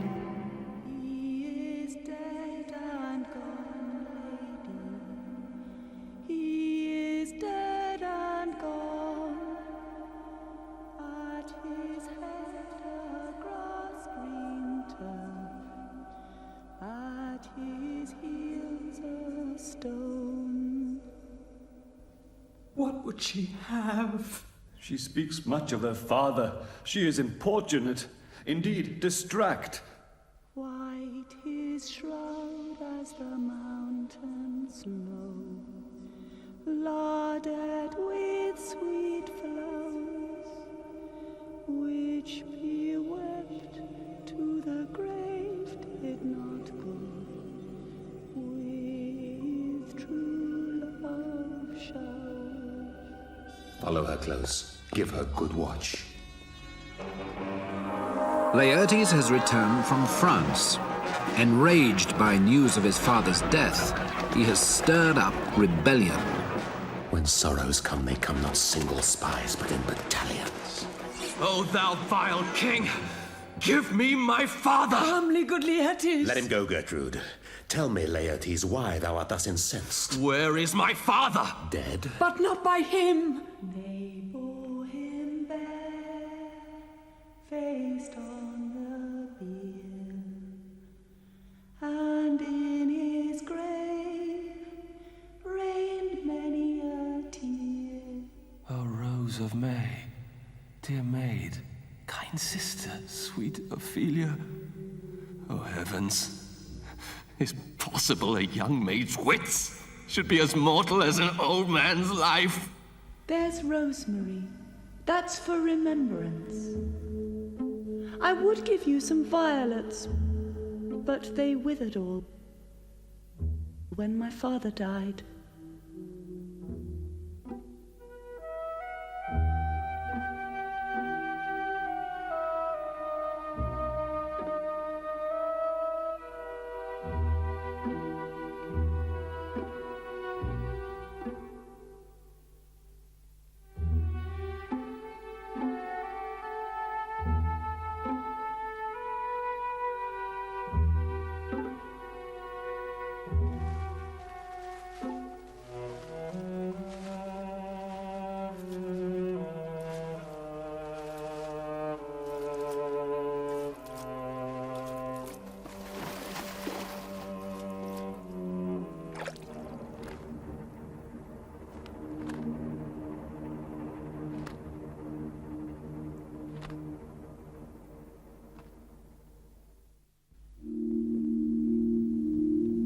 The king has received a letter.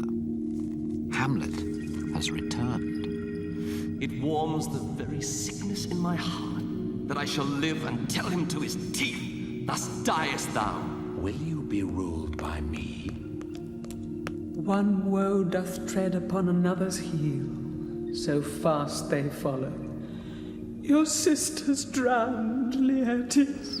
Too much of water hast thou for Ophelia, and therefore I forbid my tears. Only I'll be revenged. On his way to see the king, Hamlet tells Horatio how the ship taking him to his death had been attacked by pirates, and so he'd seized his chance to escape the king's spies and return to Denmark. What man dost thou dig it for? For no man, sir. For what woman, then? For none neither. Who is to be buried in it? One that was a woman, sir.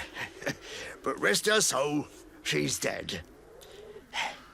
Here's a skull now. It's lain you in the earth 23 years. Whose was it? A horse and mad fellows it was. This same skull, sir, was Yorick's skull, the king's jester. Alas, poor Yorick. I knew him, Horatio, a fellow of infinite jest.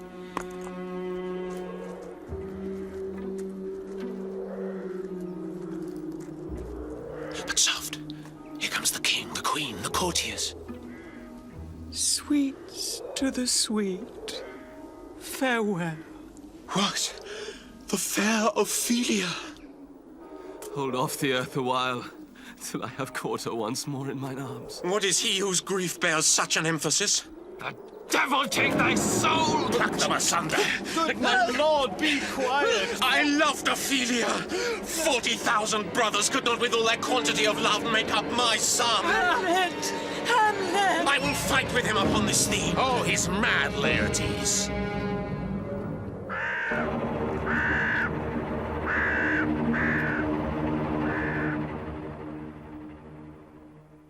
Laertes must be avenged. Hamlet must die. To this end, the fearful king devised a fencing match between the prince and Laertes. But the contest will be unequal, for all the rapiers are foiled, except one. I will do it, and for that purpose I'll anoint my sword. I bought an unction of a mountebank so mortal that but dip a knife in it. And that he calls for drink? I'll have prepared him a chalice for the nonce, whereon but sipping, if he by chance escape your venom stuck, our purpose may hold there.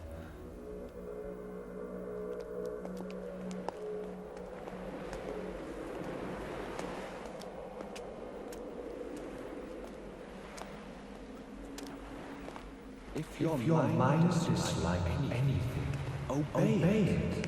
I will forestall their repair hither, and say you are not fit. We defy augury. There is special providence in the fall of a sparrow. The readiness is all. Let be.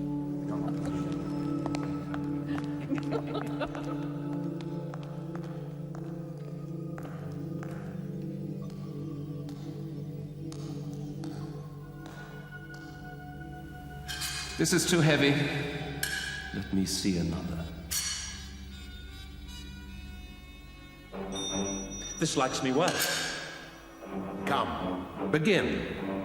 Come on, sir.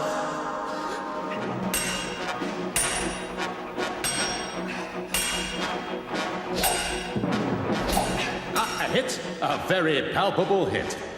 Hamlet, this pearl is thine. I'll play this bout first. Set it by a while. Come!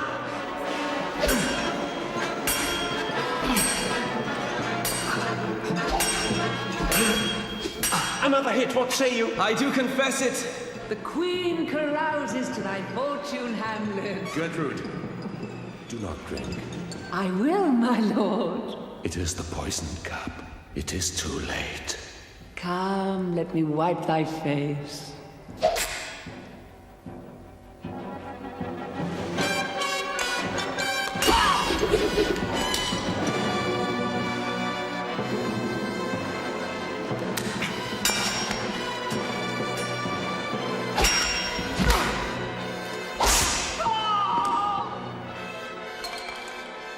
How does the Queen? She swoons to see them bleed. The trick. I had poison. Hamlet, thou art slain.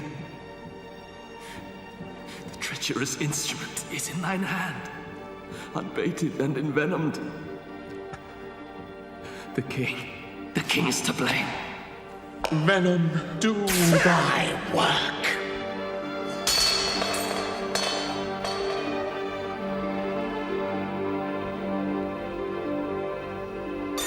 I am dead, Horatio. Wretched Queen, adieu. This fell Sergeant Death is strict in his arrest. If thou didst ever hold me in thy heart, absent thee from felicity a while, and in this harsh world draw thy breath in pain to tell my story, the rest is silence.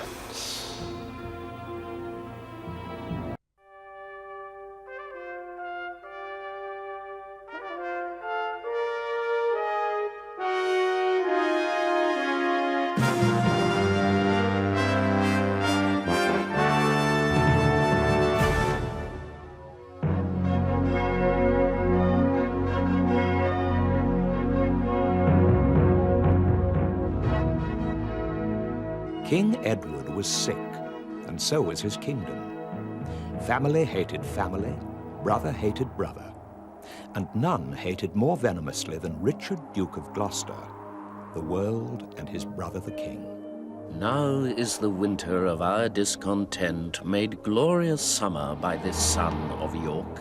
But I that am deformed, unfinished, have no delight to pass away the time, and therefore, since I cannot prove a lover, I am determined to prove a villain. A fierce ambition burned in the dark heart of the king's hunchback brother. He would be king. But others of his own family still stood in his way. Brother, good day. What means this armored guard? His Majesty hath appointed this conduct to convey me to the Tower. Upon what cause? A wizard told him that by G his issue disinherited should be, and for my name of George begins with G, it follows in his thought that I am he. Brother, farewell. I will unto the king. Your imprisonment shall not be long. I will deliver you, or else lie for you. Go, tread the path that thou shalt ne'er return. I do love thee so that I will shortly send thy soul to heaven. One step nearer. But now he needed a well-born wife, and who better than the Lady Anne? I'll marry Warwick's youngest daughter. What, though I killed her husband and her father? Set down, your honourable load.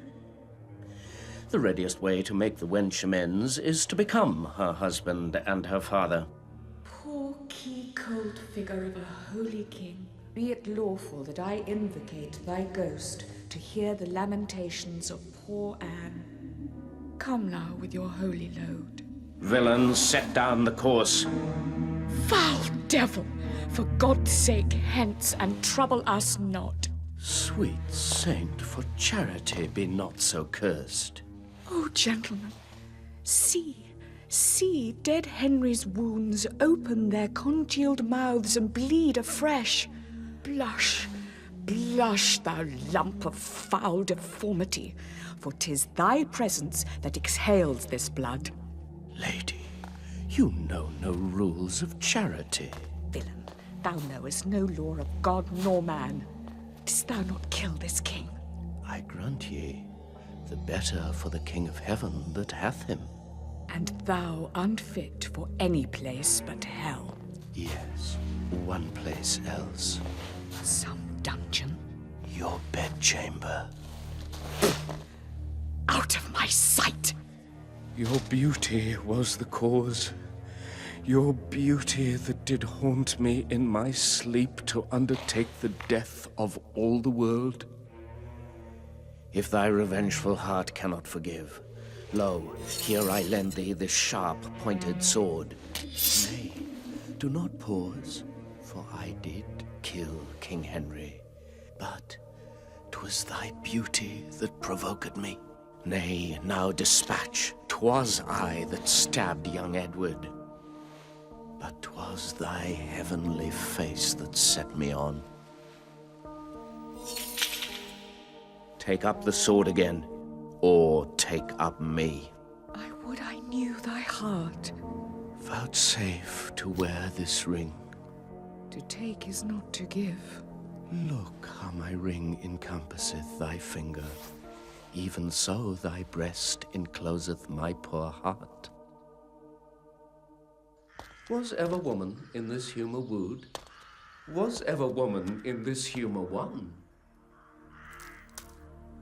I'll have her, but I will not keep her long.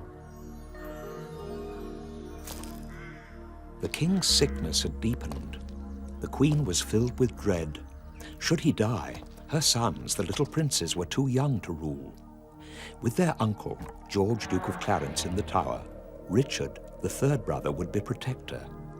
And the hunchback hated her and all her family.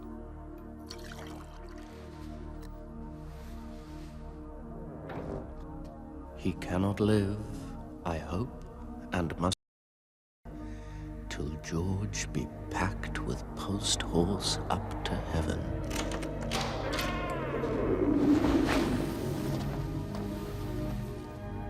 In God's name, what art thou? A man as you are. Who sent you hither?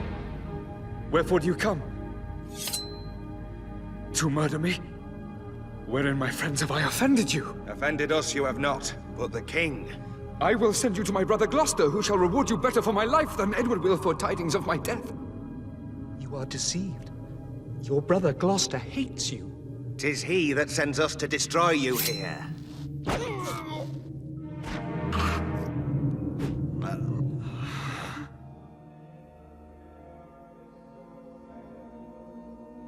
Richard had murdered his brother only just in time. King Edward was dead. All that remained between the hunchback and the crown were the little princes. In despair, the queen sent her own brothers to Ludlow to secure her two sons before it was too late.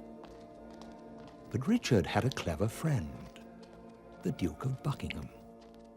My lord, whoever journeys to the prince, for God's sake, let not us two stay at home. My dear cousin, I, as a child, will go by thy direction. Towards Ludlow, then.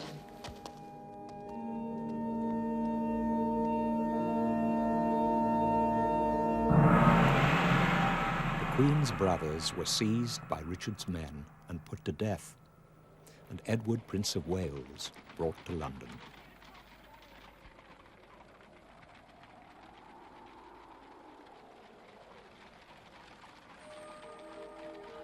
Ay me, I see the ruin of our house. The tiger now hath seized the gentle hind. Come, come, my boy, we will to sanctuary. Welcome, dear cousin. The weary way hath made you melancholy. No, uncle, but our crosses on the way have made it tedious. I thought my mother and my brother York would long ere this have met us on the way. Welcome, my lords. Will our mother come? The Queen, your mother, and your brother York have taken sanctuary. Fie, what an indirect and peevish course is this of hers. Lord Cardinal, will your grace persuade the Queen to send the Duke of York unto his princely brother presently? God in heaven forbid we should infringe the sacred privilege of blessed sanctuary.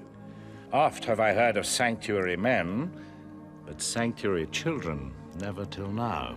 Good lords, make all the speedy haste you may. Say, Uncle Gloucester, if our brother come, where shall we sojourn till our coronation? If I may counsel you, some day or two your highness shall repose you at the Tower. I do not like the Tower. Now, in good time, here comes the Duke of York. Richard of York, how fares our loving brother? Well, my lords, How fares our cousin, noble Lord of York? I thank you, gentle uncle. My lord, will't please you pass along? Myself will to your mother, to entreat of her to meet you at the Tower. What? Will you go into the Tower, my lord? My Lord Protector needs will have it so. I shall not sleep in quiet at the Tower. Why, what should you fear? My Uncle Clarence' angry ghost. I fear no uncle's dead. Nor none that live, I hope.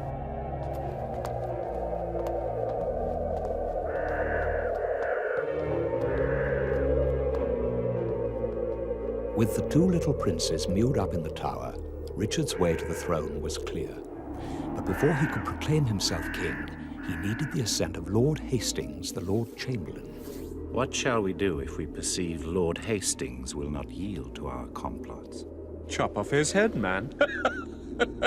When I am king, claim thou of me the earldom of Hereford. I'll claim that promise at your grace's hand. In the middle of the night, Sir William Catesby, another friend of Richard's, was sent to rouse Lord Hastings from the bed he shared with pretty Mistress Shaw and sound him out. What news? What news in this our tottering state? It is a reeling world indeed, my lord, and will never stand upright till Richard wear the garland of the realm. Dost thou mean the crown? Aye, my good lord. I'll have this crown of mine cut from my shoulders before I'll see the crown so foul misplaced. God keep your lordship in that gracious mind.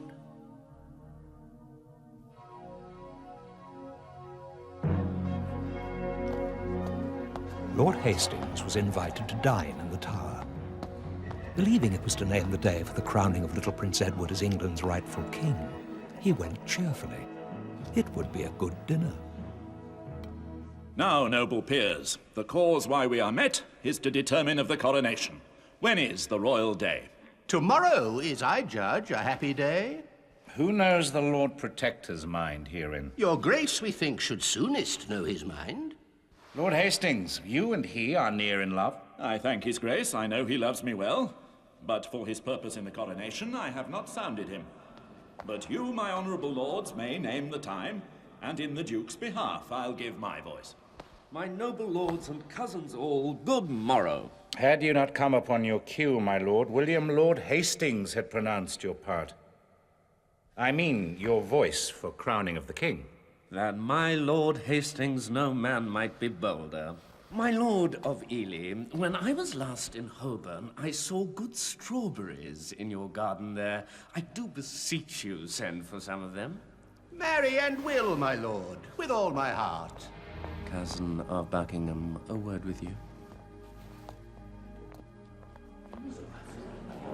Hastings had opposed his coronation. Hastings must die.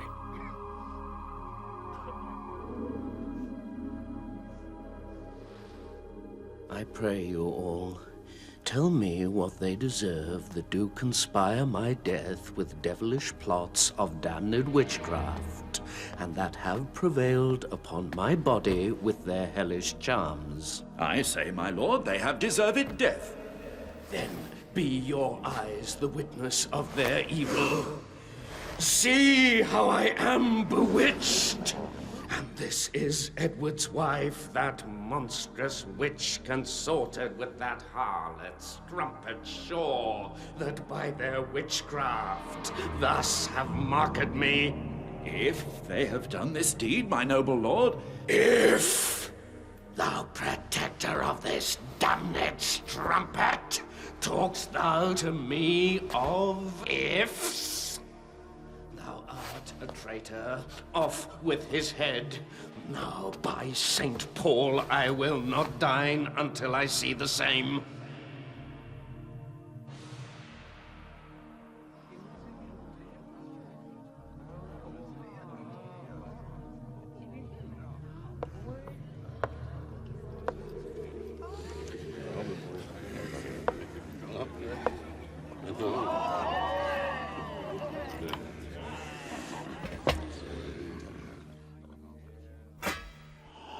So, dear, I loved the man that I must weep.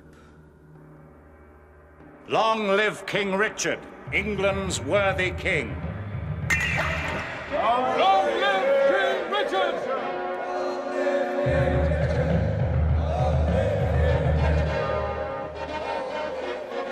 While Richard walked in glory, 3 women stood before the tower in wretchedness and grief. Richard's unhappy wife, the Lady Anne, the Queen, mother of the 2 little princes, and the mother of the hunchback himself, the Duchess of York. Oh, my accursed womb, the bed of death! A cockatrice hast thou hatched to the world, whose unavoided eye is murderous. He hates me, and will, no doubt, shortly be rid of me. Pity you ancient stones, those tender babes. Rough cradle for such little pretty ones. Use my babies well.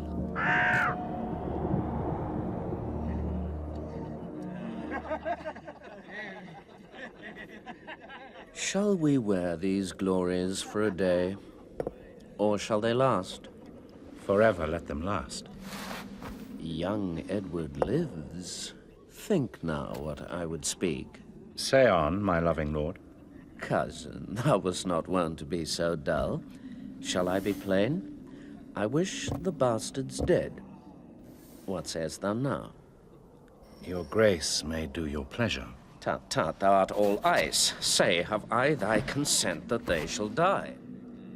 Give me some little breath, some pause, before I positively speak in this. High-reaching Buckingham grows circumspect. No more shall he be neighbor to my counsels. Come hither, Catesby. Rumor it abroad that Anne, my wife, is very grievous sick. I say again, give out that Anne, my queen, is sick and like to die. About it. To keep the crown, he needed a better marriage. Once rid of Anne, he would marry Elizabeth, sister of the 2 little princes. My lord, I have considered in my mind the late request that you did sound me in. Well, let that rest. My lord, I claim the gift, my due by promise, the earldom of Hereford. I am not in the giving vein today. And is it thus? Repays he my deep service with such contempt? Made I him king for this? Oh, let me think on Hastings, and be gone. Darest thou resolve to kill a friend of mine? Please you, but I'd rather kill 2 enemies. Why, then thou hast it, 2 deep enemies. Tyrrell, I mean those bastards in the tower. I will dispatch it straight.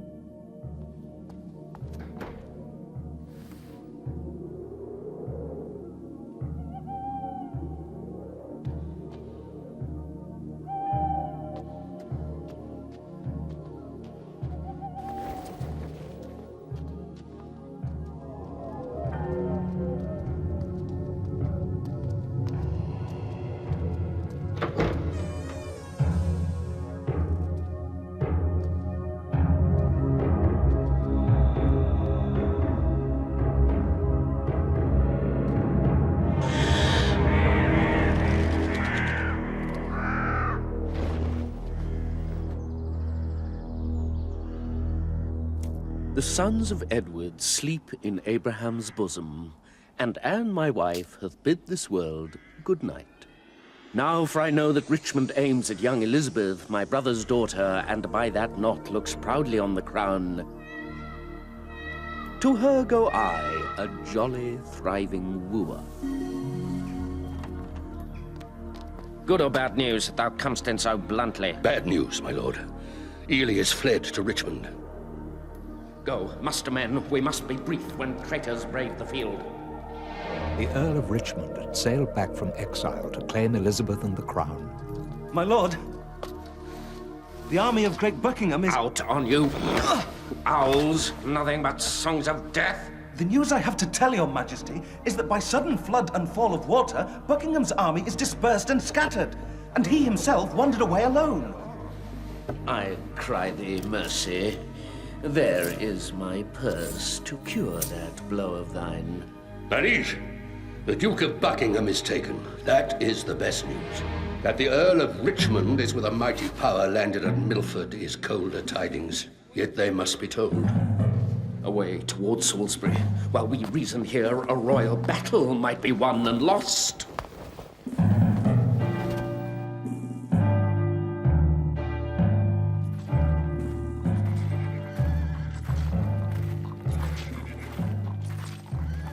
Tell me, thou villain slave, where are my children? Thou toad, where is thy brother Clarence? Be patient and entreat me fair and brief, good mother, for I am in haste. Art thou so hasty? I have stayed for thee, God knows, in torment and in agony. And came I not at last to comfort you? Thou camest on earth to make the earth my hell. Therefore take with thee my most grievous curse. Bloody thou art, bloody will be thy end. Shame serves thy life, and doth thy death attend. Though he was beset with troubles, the hunchback king did not forget his friends. He gave orders for the Duke of Buckingham to be put to death. Now he was prepared for battle on Bosworth Field. Here will I lie tonight. But where tomorrow? Well, all's one for that.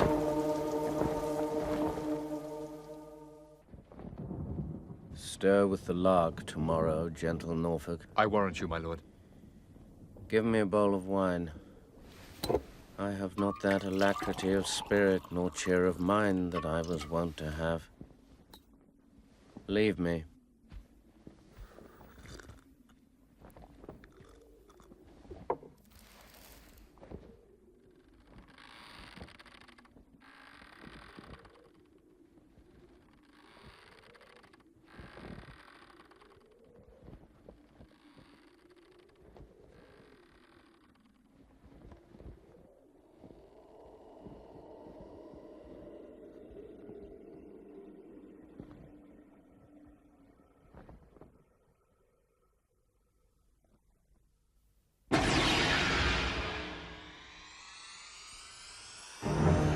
Clarence, by thy guile betrayed to death, tomorrow in the battle think on me.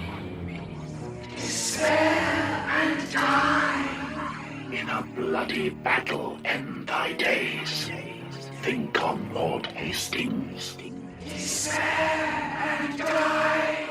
Dream, my cousin, smothered in the tower. Despair and die. Richard, thy wife, that wretched Anne, thy wife. Tomorrow in the battle, think on me. Despair and die. The first was I that helped thee to the crown. The last was I that felt thy tyranny. Who in the battle think of Buckingham and die in terror of thy guiltiness. Soft. I did but dream. What do I fear? Myself. Is there a murderer here? No. Yes. I am. Then fly? What? From myself?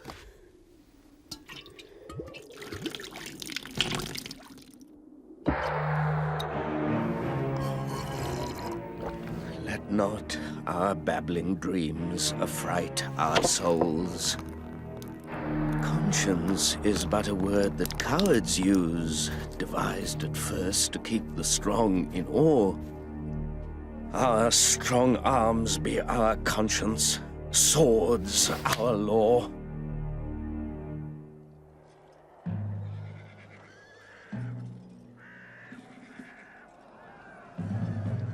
The sun will not be seen today, not shine today. Why, what is that to me more than to Richmond? Arm, my lord! The foe vaunts in the field! Come, bustle, bustle.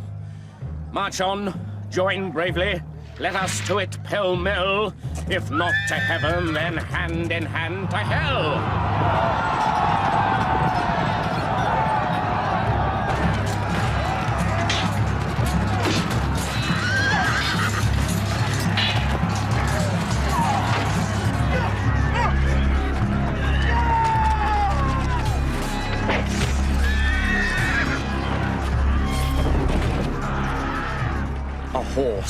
A horse. My kingdom for a horse. Withdraw, my lord. I'll help you to a horse. Slave, I have set my life upon a cast, and I will stand the hazard of the die. I think there be 6 Richmonds in the field. 5 have I slain today instead of him.